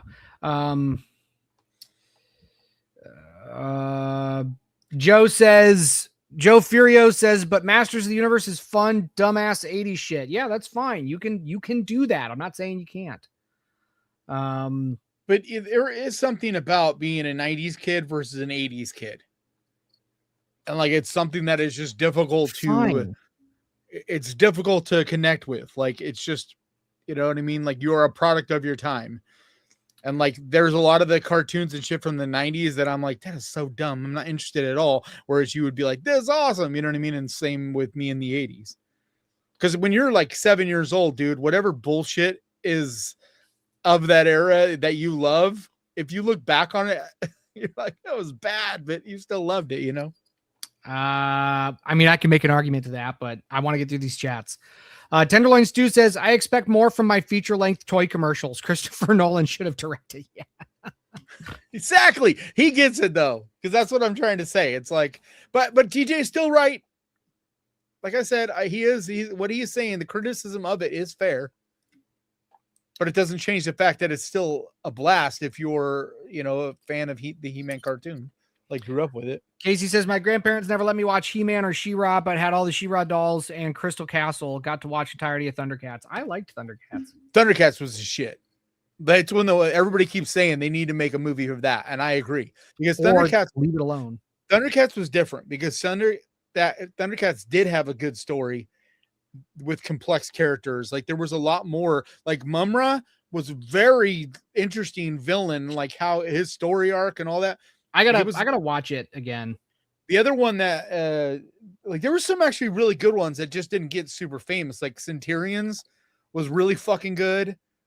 Silverhawks was also really good, but these were ones that only lasted for like a season or two because there was just so many at the time. Like Mask was another one that was really good. Yeah. Gaston says, DJ, what would you have done differently? It's good to hear a director's perspective. I think you said that. I would already went a lot differently. Like but he already went on. You talked about that, really. I did. Yeah, when we were talking about the problems with it and what they could have done, like when you were talking about Mortal Kombat 2 and stuff. Oh well, yeah, okay. Well, all right, then that's what I would have done. I would have done basically what Mortal Kombat did. Yeah. I can go into more detail about that, but we don't have time. Okay.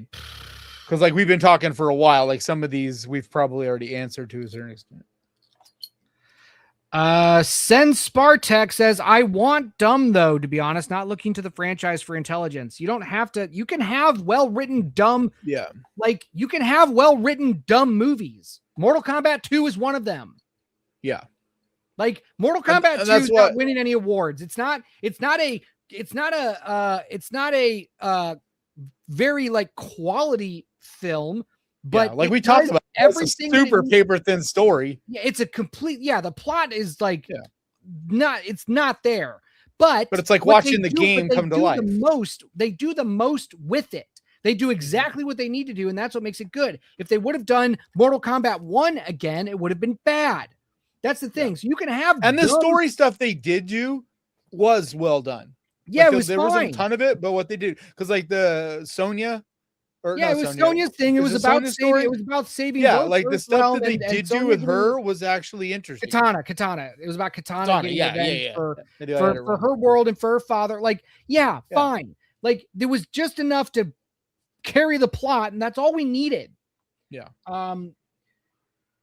Otaka says, was Idris Elba good at least? Yeah, he was great. I mean, he was fine. It's just, I mean, I think the cast was the cast was very the cast good. was fine. It's Like, just if they I were look wasted. Like I critically, said, like there just is, DJ's right. There is basically no story, and the story that is there is silly. Like, doesn't really do anything. You could literally sum the movie story up in like 30 seconds, if that. You know what I mean? There's like no. It's basically he goes to the other planet to fight Skeletor and take back the planet. That's literally it. Like, that is the entire story. DJ's really Anyway, selling me on seeing it now. Okay, good. I'm telling you, if it's really that simple. Like, if you grew up watching the cartoon, you're gonna have fun with it. Joe said the sword did look fake as hell. Smiley says the sword will be on Temu. Did you see the movie? Because I don't think it looked fake as hell in the movie. I think it looked like I thought it looked fine. I'm not saying there wasn't shots where it looked a little weird, but like in the part when he gets it from the comic book store, it does look a little bit fake. But like once he's actually using it, and when he's in Eternia and he's fighting against Skeletor, I think it looks real. Then I think it actually is real. Like, I think it actually is because the way you can't fake holding a heavy fucking sword when you have big old arms like that. Like, you know what I mean? You don't see arms flexing and shit like that if you're swinging around a plastic sword. Yeah.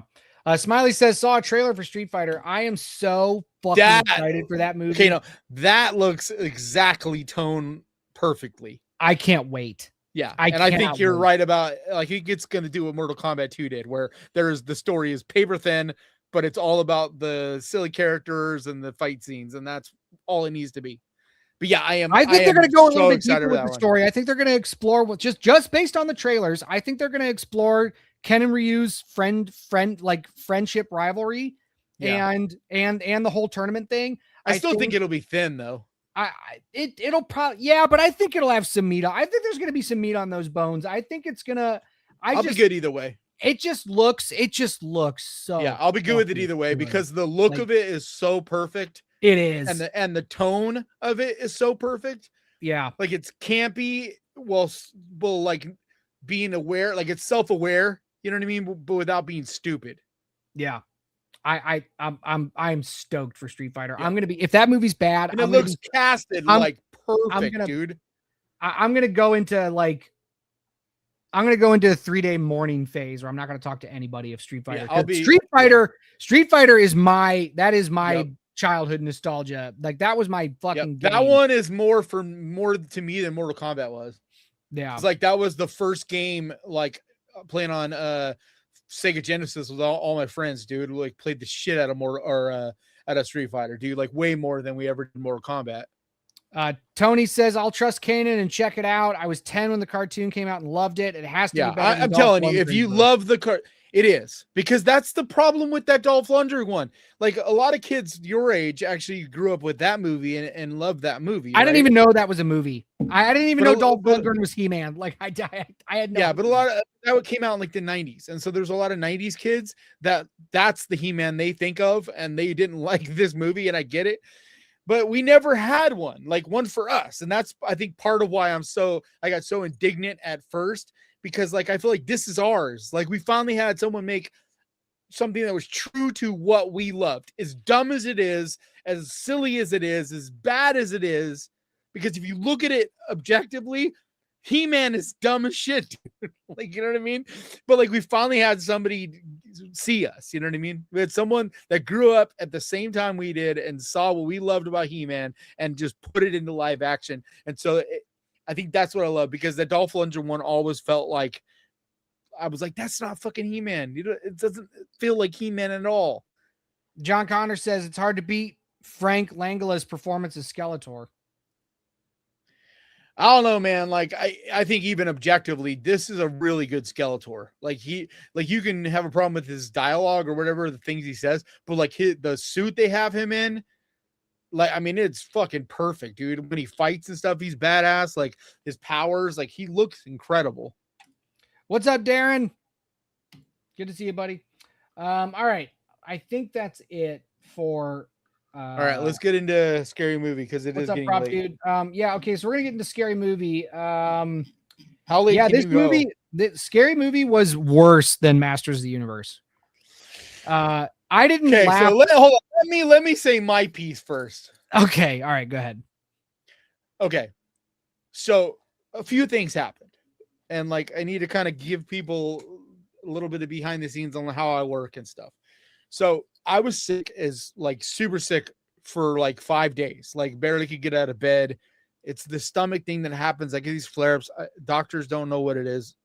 Something maybe with my diet. It doesn't even matter. Anyway, I just get like super sick, sharp pain in my stomach. It lasted for days. I could barely move. So finally, Thursday, I started feeling like you saw me on the podcast. I was feeling a little bit better Wednesday. And by Thursday, I was finally feeling like, okay, I can leave the house. Like I hadn't left the house since like Thursday or Friday or Saturday. So it had been like 5 days since I had left the house. So I'm like, Scary Movie is fucking playing. And I was super excited to go see it. And I hadn't left the house in 5 days. So I go see it. And I still kind of feel like shit, but it was, whatever. I had a blast. I had super fun. I laughed my ass off. I thought it was super funny. I left the theater and I was like, I had a great time with that movie. And then I started seeing everybody hating on it. And the more I saw what everybody was saying, I was like, well, yeah, I fucking agree with everything everybody's saying, but I still had fun with it. And it's one of those conundrums where you're like, it's not good. It's not well done. It's not nearly as well written as like the originals or any of that. But I can't help the fact that I still thought a lot of that shit was funny. So I don't know what that means. You know what I mean? I don't know what that means either. Because I think some of it had to do with, like I was saying, because I had been cooped up in the house for 5 days and it felt great to be out of the house. Maybe. Also, it's just like, dude, they're talking about all these horror movies. I've seen every single movie they referred to. Yeah, but I feel like they made more like political and social jokes than they did actual jokes from the movies. The big problem I saw that most people have, and I agree with, is everything was low-hanging fruit. It was all like nothing. Right. Like they were saying they were gonna like push the boundaries and offend people. There was nothing offensive. Yeah, there was nothing. This was my biggest problem with it, completely like, and I even felt this way then, like watching the movie, is by far the best shit is already in the trailers.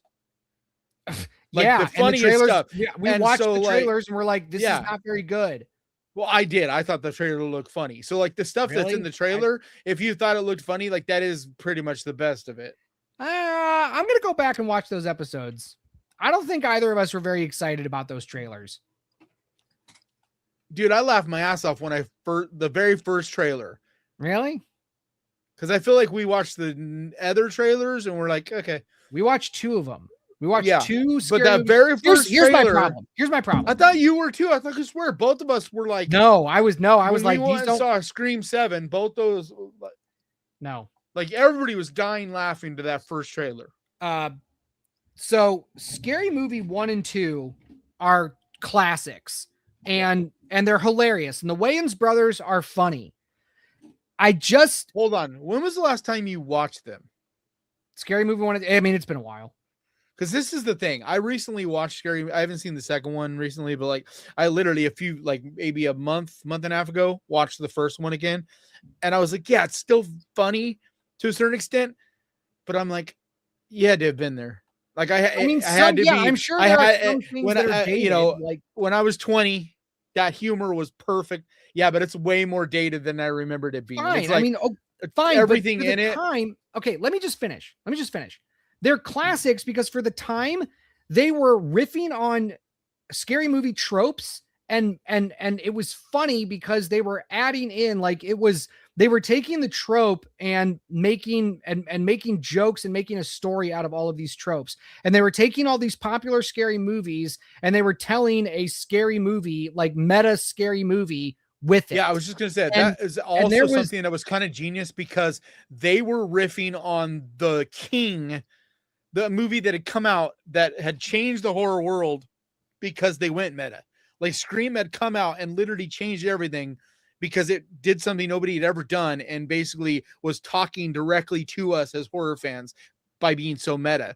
And so like Scary Movie did something that's kind of genius by doing the same thing and making it into a joke. And like, yeah, it just they did it in a meta way. It turned Scream on its head and then also brought in tropes and story elements or plot elements from other horror movies and had some original humor in it. That is probably dated now. Scary Movie 6 doesn't do any of that. It uses a slasher setup and comments on just a couple of times, comments on who to trust. And then just like you said, makes all this like low hanging fruit, just kind of easy jokes that also just feel like they're already dated. Like it doesn't feel like these jokes are going to get that was a over problem. Time. That was definitely a big problem with it is like a lot of the stuff, like they make a lot of jokes about Scream 5.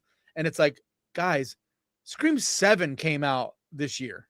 Right. You know, and like Terrifier 2, like stuff like, and I get it. Like you have to, it takes time to write these movies and make these movies and all that. But it's like a lot of the stuff they covered was like 3, 4, 5 years old at this point. Right. Like there was stuff in it that would have landed in 2020. You know, like even the Me Too things, and like there was jokes to do with Me Too. Right, like movement. who talks about Me Too anymore? Yeah, stuff to do with like the pronouns, like all this stuff that was like, yeah, in 2020 and 2021, this stuff would have landed, but now it's like we're sick of this shit, guys. Like we don't. Everybody's made a joke about this stuff, right? You know, and it's all the same joke. Like there wasn't any new jokes in this. Yeah. Yeah. And like some scenes, like the scene where he's it's like supposed to be the sinner's scene where he goes into the church and then just talks about how he's not gay anymore. They didn't do anything with that. Scene went on for so long, and it was okay. And it was just bad. That one was bad. I 100% agree because I was like, I thought they were going to do something. I kept waiting. There was no like punchline. Yeah, it was just like, what? He's just denouncing that he's gay. Like that's the joke. Well, like it's from that meme, the "I'm not gay no more" meme. No, I know, but I'm saying like it went on and on and on, and there was never like I kept waiting for there to be like this.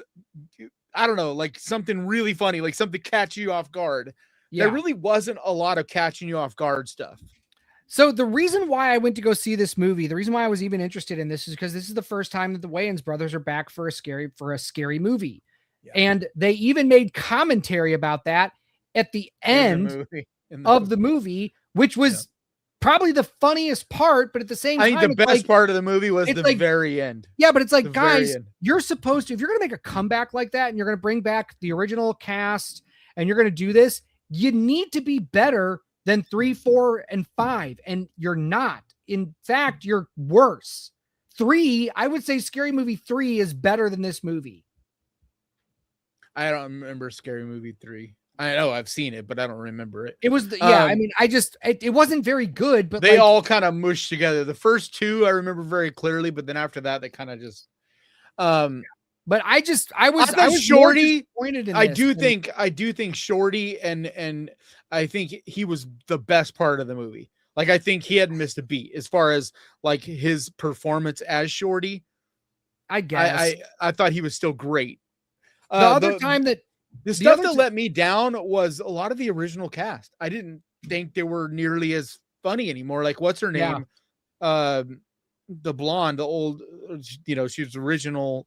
Anna Faris. Yeah, I don't know, dude. I just felt like she was a tweaker. Literally, the whole movie, it just felt like she was like this tweaker. I don't know. It just didn't work for me. And even when I saw her on the red carpet, I was like, dude, is she like on drugs? Yeah. Well, and like her whole stuff with Regina, it didn't work for me either. But there was like, but here's the problem. Like I said, I had a blast with it. I came out laughing and all that, but I can't remember almost anything in the movie, and that's a bad sign. It's not like good. When nothing stands out to you, and especially a movie like this where there should be like, because in Anna reality, Faris's daughter, I thought, did a good job. She was dude, funny. Like she looks so much like Anna Faris. Yeah. Is that her And, like, actual and she has daughter? really good expressions and stuff like that. So Yeah. that was, I mean, Was that her but actual daughter? I don't know. I didn't. Because look I it was up. like, holy crap, dude! If she's not her actual daughter, like she nailed. Like it really felt like this is her real daughter. Like I thought the casting was great there.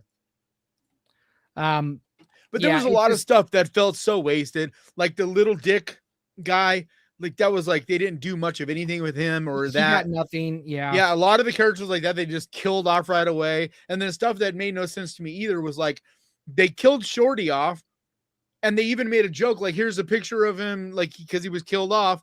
And it's like, "No, I'm right here." And then you're like, "Okay," but then they didn't explain where, like, why did they kill it? Like, how is he still alive? You know what I mean? Like, I thought, why would you? If you're gonna retcon it, which is fine because they've retconned all the movies, right?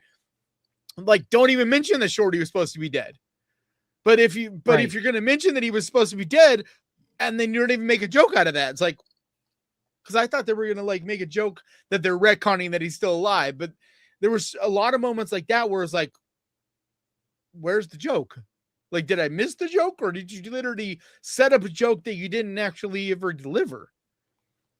Because there was like a lot of stuff like that where it felt very strange. Yeah.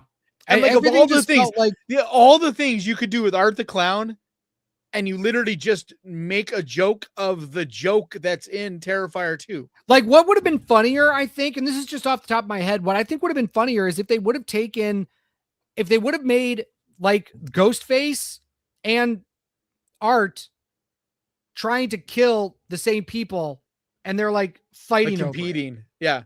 Like I thought that would have been really funny too. And like you could have even had a reveal where, or just do anything different. Like they literally did the exact same Ghostface thing. takes off his mask and Art the Clown is there, and like it could be like a weird reveal like that, but like a funny reveal. Like that's one thing that you could have done that could have been a little bit better. But what I was saying with Art is they literally did the exact scene from Terrifier 2, right? Which is already a joke. Like in the movie, it's already funny because here's Art the Clown pretending to be Santa Claus. That's a joke in and of itself that is meant to be funny already. And what do? They just literally have the same thing, except for the only thing is he has body parts. He's given out body parts. Right. And some little girl has a scrotum. That's what I meant. Yeah, that's what I meant by Loki. Okay, and that would have been funny. That would have been funny if we had not seen it in the trailer. I don't think it would have been if we didn't see it in the trailer, because like I like juvenile humor can be funny, like, but it has to be like the punchlines have to, like, there needs to be a good enough setup. Yeah. And it's just none of these jokes were just set up very well. And it's just disappointing because it's like, this is the Wayans brothers comeback. This is not, they've never been witty. They've never, like, that's not the kind of humor this is. This is stoner humor. And a lot of stoner humor does. And here's the thing. I don't know why everybody just assumed that this was going to be amazing, because those guys have made a lot of movies that are not that funny. Sure. They have made a few that have been funny, but like I'll grant that. Like the problem is that this was originally their franchise and now they're back. I know what bums me out. So that's why the expectations are probably but that's why the expectations were probably a little bit higher for this movie than they have been for other movies, because this is the comeback of the Wayans brothers. You know what it feels like to me? It feels like they've been angry that the franchise was stolen from them for like a decade, right? Which I understand, but it felt like they had been collecting jokes for the last 10 years. Of like, if we make another scary movie, we would have these, because that's what it felt like. And that's why a lot of the jokes felt so dated, because it literally felt like they've been jotting down on napkins for 10 years jokes that they would have made that would have worked if it had been in Scary Movie 4 or 5. You know what I mean? Yeah. Because like there were jokes about stuff that I was like, dude, that shit from like the early 2000s, or for like either like really dated stuff that I'm like the whole like, why would you do that again? Well, that was a throwback, you know what I mean? But still, most people, like, one, they already made that joke in the original, but two, most people watching it now don't remember that. Like, you realize there's people that are like 25 years old that were not alive when that was made. Like, there's a lot of stuff like that where it's like, what's the point like, why are you? Did you freeze? Oh, Huh? No, I'm here. Sorry, you were talking. You got super quiet and dark all of a sudden. Oh, sorry. It's yeah. You need a fucking light. Go on Amazon and order a $20 light. I'll send you $20. I know. You don't have to send me $20. It's fine. I will like, get. Look, I'm Amazon, hardwired. Like $20. I'm finally hardwired, so now it makes more sense for me to buy a light. So I will. That makes no sense. That logic is that is such flawed. It does logic. make sense because if my reception's bad, I might as well look bad too. Exactly. If I'm gonna be unprofessional, I'm gonna go all the fucking way with it. There is no half-assing my unprofessionalism. Yeah. That's so funny because DJ is actually way more professional than I am, and yet if you watch this, you're like, dude, the guy he's like so unprofessional over there. But it's like you don't understand. Like, in every other way, the dude is way more got his shit together than me. I just happen to have this one little tiny area that looks like I have my shit together.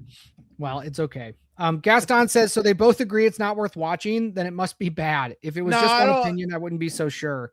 I wouldn't say it's not worth watching. I just think you got to have low expectations. Like, don't go, like, I don't think you need to spend $15 to go see it in theaters at all. But like, I feel like if you go into it and you don't have high expectations and you want to chuckle, I think you'll, no matter what, I think you'll get that. I just don't think a lot of people wanted this to be like TJ saying, like the return of the Wayans brothers. And it's not. You know, it is more along the lines of the other spoof movies we've been getting for the last 10 years. Yeah.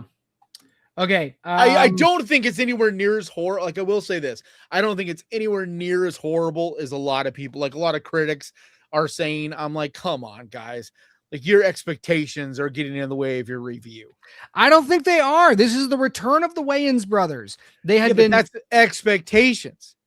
They should be. When you review a movie, it should be. I'm not saying you, but I'm saying, like, I'm not going to say in names of anybody, but there's like people that are like talking about like it's the worst fucking. And I'm like, come on, guys. Okay, imagine this.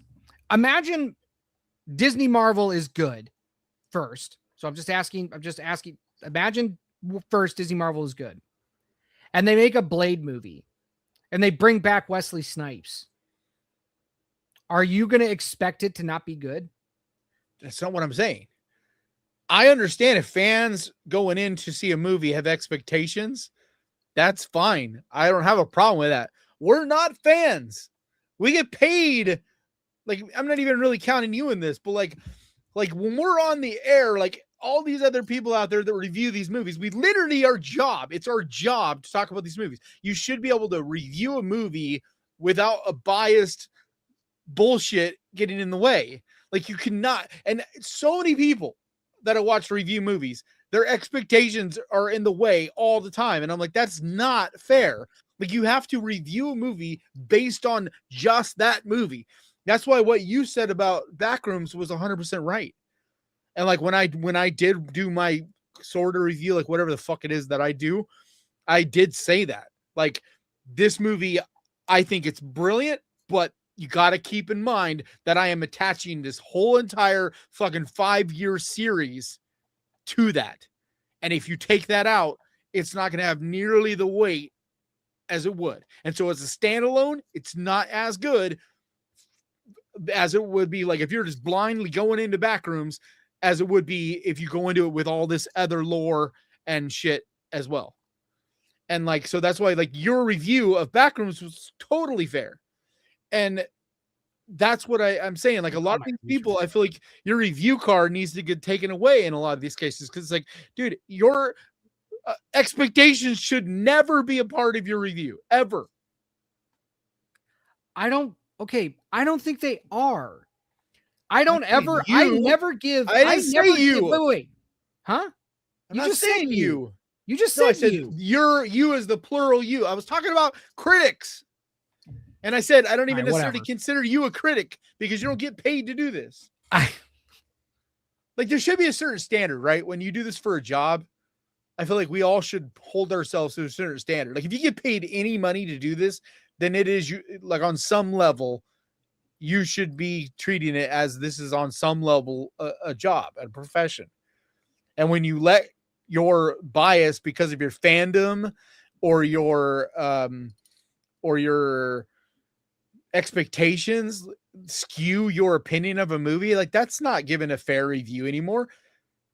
You know, and if you do, then you should be self-aware enough to be like, hey, guys, like I said about Backrooms, like I've seen this whole series. I'm a big fan of this whole series. That's going to skew how I see this movie. Like I said with Masters of the Universe, you know, like I can't fairly review Masters of the Universe really because I grew up with all this fucking bullshit. Okay, well, I don't know. I think expectations are fine, even if you're a critic and you're getting paid, because a lot of marketing is made to raise your expectations. Like they want you to expect the movie to be. But to something. do a fair review, that should not be part of your review. Like honestly, to do a fair review, you should never ever see any. Like if you cannot avoid trailers, then you need to be able to disregard them. Yeah, but otherwise you should never watch any trailers or media stuff or any bullshit about it at all, because that is going to skew the actual product. You should only be reviewing the actual product, not the marketing. So then you're basically being told what you feel. Okay, but so when you go into a movie, do you expect a movie to be anything, or do you just like you don't? Nothing at all. No. So then how are you? But I do this for a job, dude. Then how are you able to judge whether or not a movie is of good quality or not? Because there's a certain standard.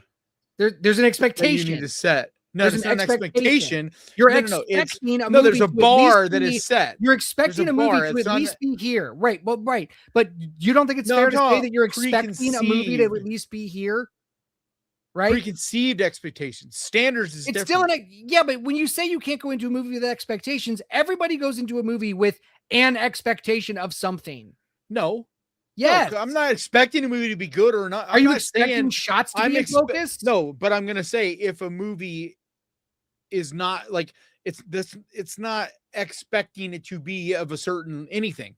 I'm letting it be whatever it is, and then I'm gonna judge whatever that is based on a standard.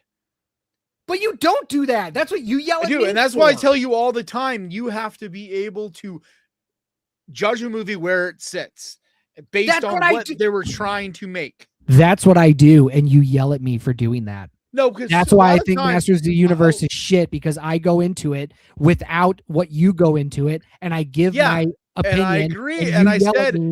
And I said you're not wrong. But also you need to also see where it, like what the filmmakers' intentions were on what they were trying to make. So it's like, and that's why I think what you're, no. And that's why I said, I think what you said was fair, because you're like, I understand if people enjoy it. There's nothing wrong with people enjoying it because of, this, whatever. But as far as a movie goes, it's, it's not good, whatever. That's why I said what you said about Masters of the Universe, I think is fair. But I also think you would have a totally different feeling of the movie if you would have the bullshit that we have, like, grew up with the cartoon. Yeah, but it doesn't matter what my feeling of the movie I know. is. And I said critically, like I even said, I can't, if I talk about Masters of the Universe critically, then yes, it's got problems, shortcomings. There's definitely things that are wrong with it, whatever. It's bad. It's a bad movie. But I'm not even going to try to review that movie critically because I can't. I literally cannot. Yes, you can review it. You can, and that's why Masters of the Universe is a bad movie. If I were to review that movie, I would say, just like I did with Backrooms, like I cannot see this movie clearly. Like, guys, take what I'm saying about this movie with the idea or with the preset thing in mind that, hey, I grew up with this fucking cartoon. I cannot see it clearly, because my fandom is in the way, which is very rare for me, but there are certain things, and that is one, because of like literally it was my favorite thing in the world when I was 7 to like 9 years old. That and Thundercats. Like I literally had a fucking Lion-O-Sword, dude. Like if they ever make a Thundercats movie, there's no way I'll be able to judge that fairly either. But most of the time, my fandom does not get in the way of anything I go see and anything I talk about. But if I do, like I said, the only time your credibility is okay to me critically is if you say straight up, like, hey, I cannot talk about this movie fairly. And I've seen 3C Films do that a bunch. Like whenever he talks about Mario, or like when he talks about Sonic, you know, and I'm just using him as an example, but like Chris all the time, like whenever he talks about the Sonic movies, he's like, I cannot talk about these movies like fairly, really, because there's nothing in the world I love more than Sonic. Like it was his thing when he was a little kid. And Spider-Man's another one that he's that way with. And so then I feel like your credibility is still intact if you set it up by saying that, right? But if you act like you're gonna review a movie fairly, and then but you could tell the fandom's in the way, like a lot of these people are doing with Scream 6. I was called. Somebody said that I wasn't a true fan, which I guess I'm not, of the Scary Movie franchise, because I didn't think Scream 6 or Scary Movie 6 was good. I'm not a true fan of it, and I don't see where that, like, why does that matter? So what's a true? First, that's a no Scott. That's a. I'm not a true fan of almost anything. And like I said, I'm almost not like, a true fan of almost anything because like I take myself out of the fandom. Yeah, but it's just like so I can't watch a movie and judge whether it's good or not unless I'm a true fan. And then I feel like that's the only way to truly. I feel like that's the only way to truly be a critic of a movie. Right. I'm just saying, so like that would be my retort is like, I'm not judging this as a fan. I'm judging this critically. Right. You know, like that's your response to that. And because like, that's the thing, if people read what you say, they don't think of you as a critic. There's like, this is just some dude talking about the movie. You know what I mean?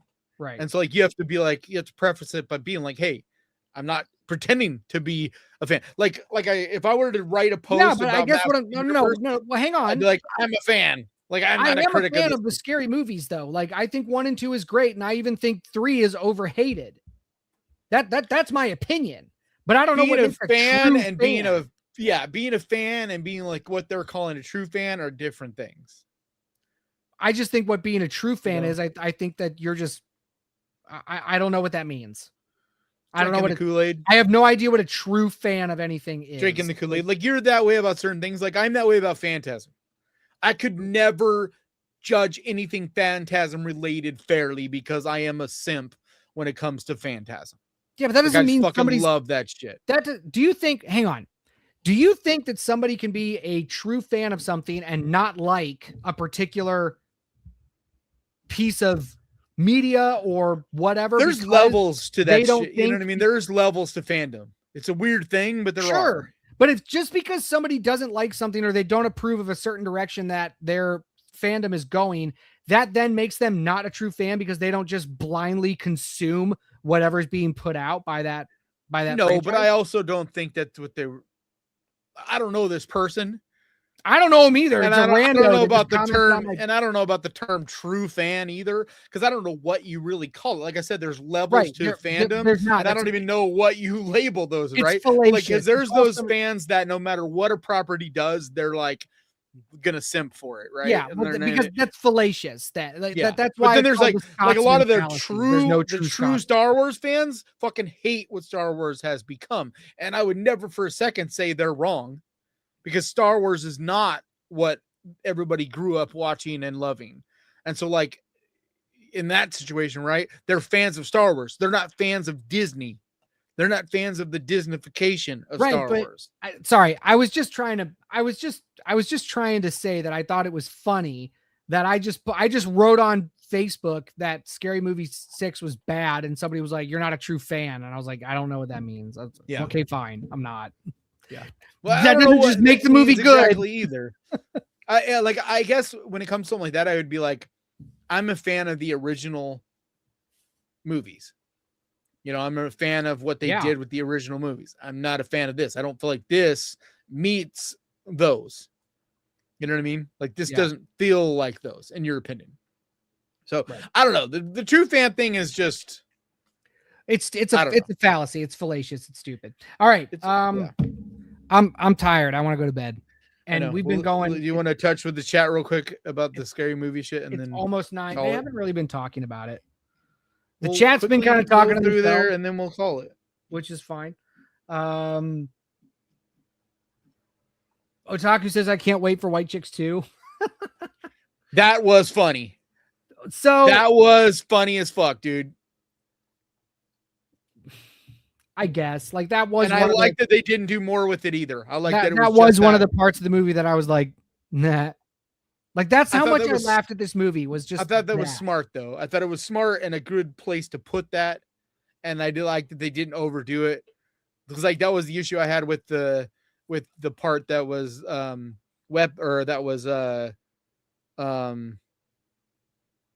Sinners. It's because they way overdid it and just strung it out for way too long for something that really wasn't even that funny to start with. Yeah, whereas like that was funny because it was like a pretty quick scene and it was like just this brief moment and it was like, I gotcha. You know, that's Casey says Snipes wanted more Blade.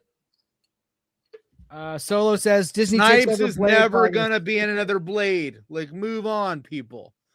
It's not gonna happen. It's like the Robert Englund thing with fucking Freddy, dude. Like, we're either gonna not have another Nightmare on Elm Street, you know, we'll never ever get another movie, or we're gonna have one with a different Freddy. Like, deal with it.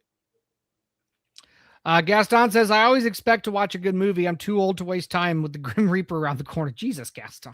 Well, then your expectations are always going to be ruined, dude. That's not true. Yes.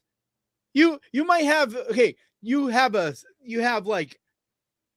have not expectations, but like standards, you know, that a movie needs to meet that standards or you're going to be disappointed. It needs to be a good movie, but like expecting everything to be of a certain quality, or dude, if you're gonna go see a movie, you gotta accept it for what it is and enjoy what you can out of it.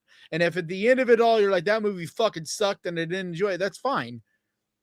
But like going into a movie and having to be like, it's gotta be right here, dude, what are we doing here?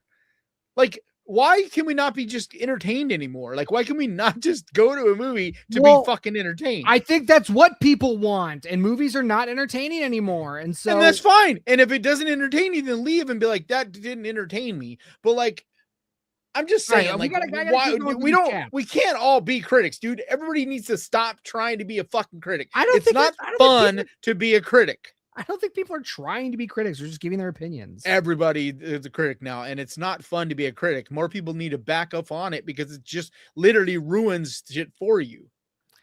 J Money, like, it is much more fun to be a blind, stupid fan and just go along whatever bullshit. Like, if you can only be one of the two, either be a critic or be a blind fan, it is just much more fun to be a blind fan. Don't ask questions. I'm not saying you should do that for next product, because the truth is you should be in the middle somewhere. You know, I spelled Univers in our title. It ruins everybody to be everybody in the chat for not mentioning that I spelled Univers wrong in the title. Well, I can't see, so yeah. Well, everybody else can. Like, in order to read what it says, I have to be like this close, even then it's blurry. Well, I'm telling you, we have people in the chat that can see the title. No, our fans are mostly old people too. They probably nobody said. I don't believe that. Our fans are young, hot, and spry. What are you talking about? J Moneybags says, I actually thought it brought Scary Movie back.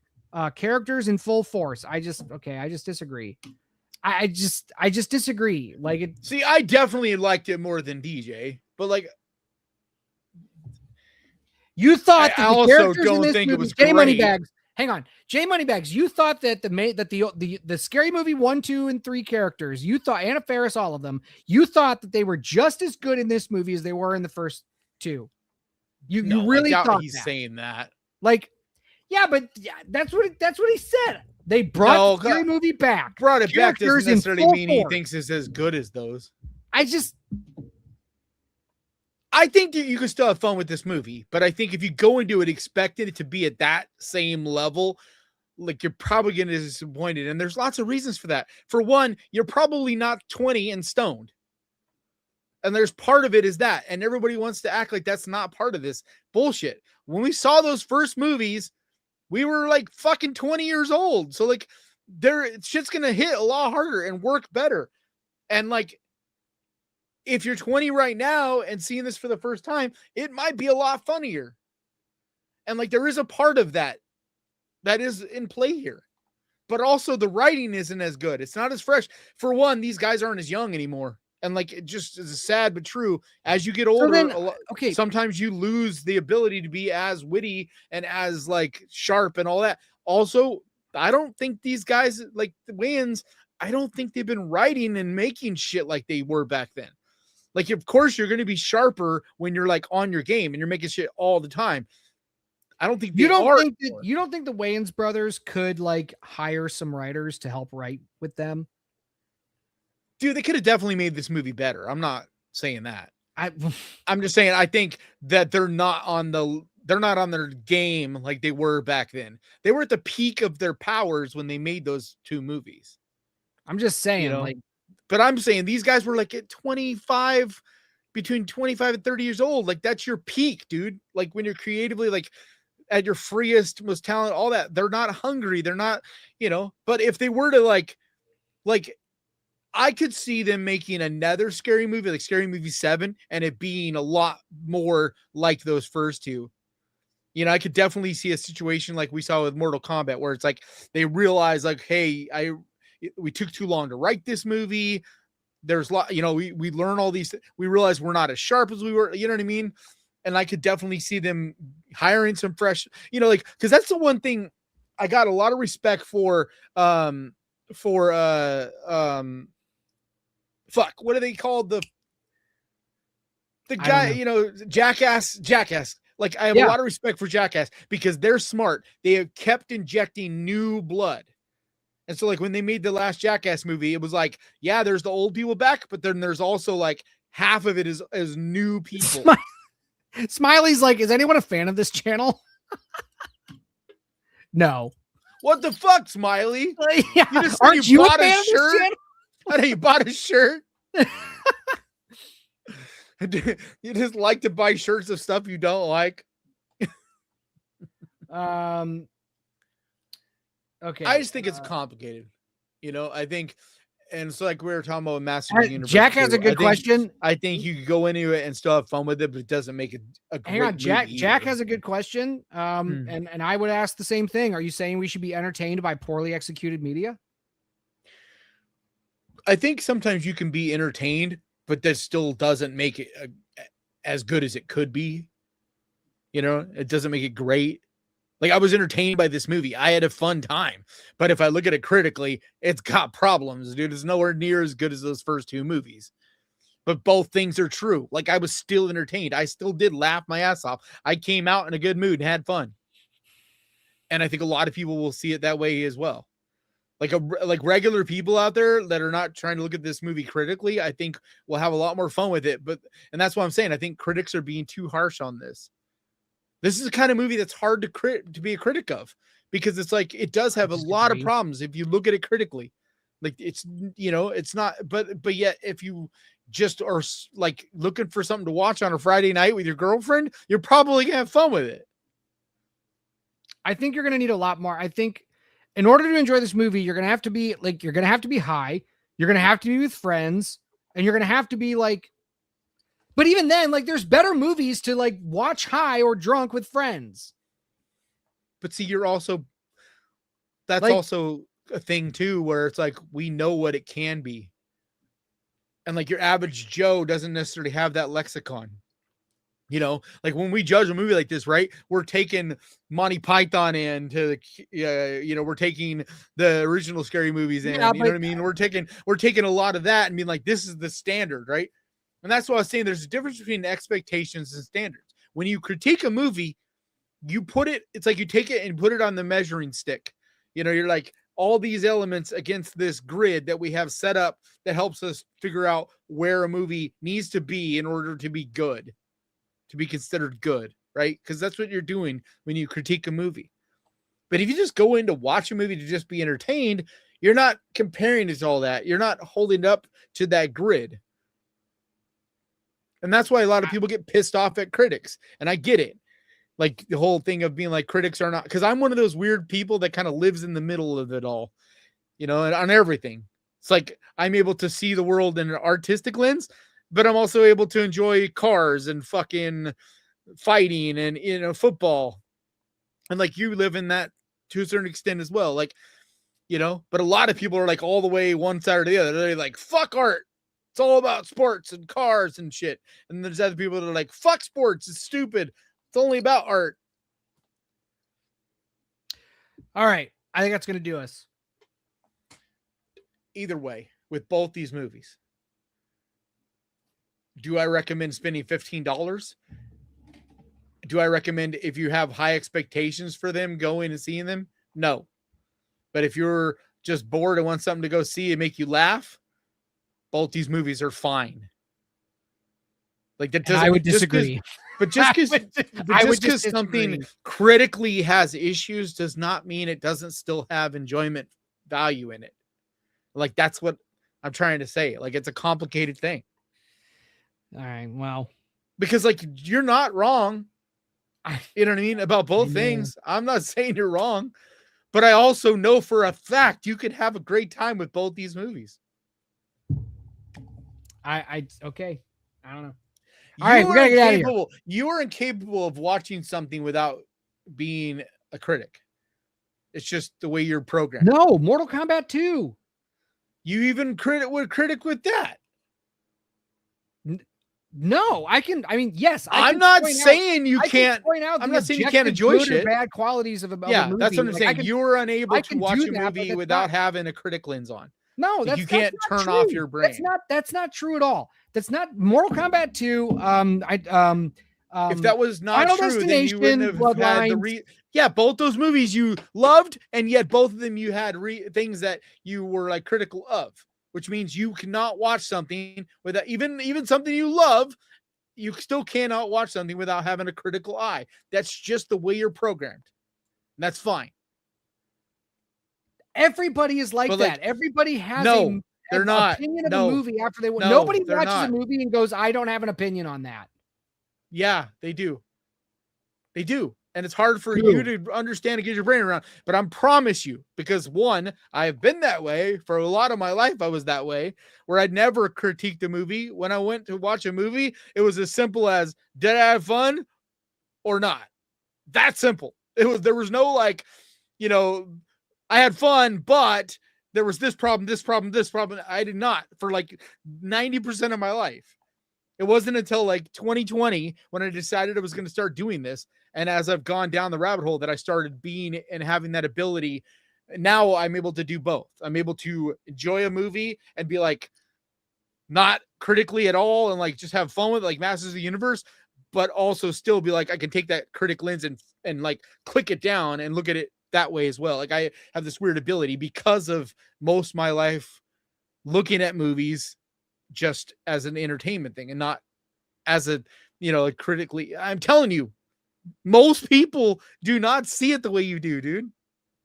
Okay. I want to leave off with, and there's nothing wrong with that. I want to leave off with this. Heather says, DJ, if you were in a Saw situation and they were making you watch a movie, you could only choose Masters of the Universe, Scary Movie 7, or The Monkey. Which hold on. I want to guess. Figure out in your head the one that you would say, right? And put it in order. And I'll see if I can guess the order you would put. Okay. I think you would put, are you ready? Okay. I think you would the movie you would most watch out of those, like the one you'd rather watch over the others. I would say you'd rather watch Scary Movie, and then you'd rather watch Masters of the Universe, and then you'd put a billion other movies in between, and then Monkey. That's correct. I got it all right. That is correct. I would probably choose Scary Movie 7 over or 6. We're on Scary Movie 6. I would watch Scary Movie 6 over Masters of the Universe or The Monkey. There's a lot of movies you'd rather watch before The Monkey. Yeah. Because like you didn't hate these movies. You had problems with both these movies, but you hated The Monkey. Yeah. There's a difference. And that's why we argue so much over The Monkey. Because there's a huge chasm between the two of us with The Monkey. Like most of these, I can come closer to where you're like both these, I can see your point of view on Scary Movie and Master of the Universe, even though I enjoy them on certain levels. I can see where you come from. With The Monkey, I don't see it at all. Like I cannot for the life of me understand what you see in The Monkey that I don't, and vice versa. Because I love The Monkey. Well, we're not going to get into it. I would not change anything about The Monkey.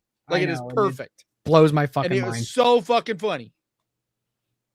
Anyway, all right. I can rewatch Thanks, guys. over and over. Thanks for checking us out at the Death Rattle Podcast. Really appreciate you guys. Please subscribe to the channel if you've not subscribed yet. We are 100 subs away from 500, which is going to let us try to get monetized so that we can at least make $10 off of this. If we can pay just from the monetization of this, It would just channel, be a quick billing to make something from. if the we channel. could just at least pay for the StreamYard subscription based on our monetization, I would. Well, we got a long that would way to be go awesome. for that. I know.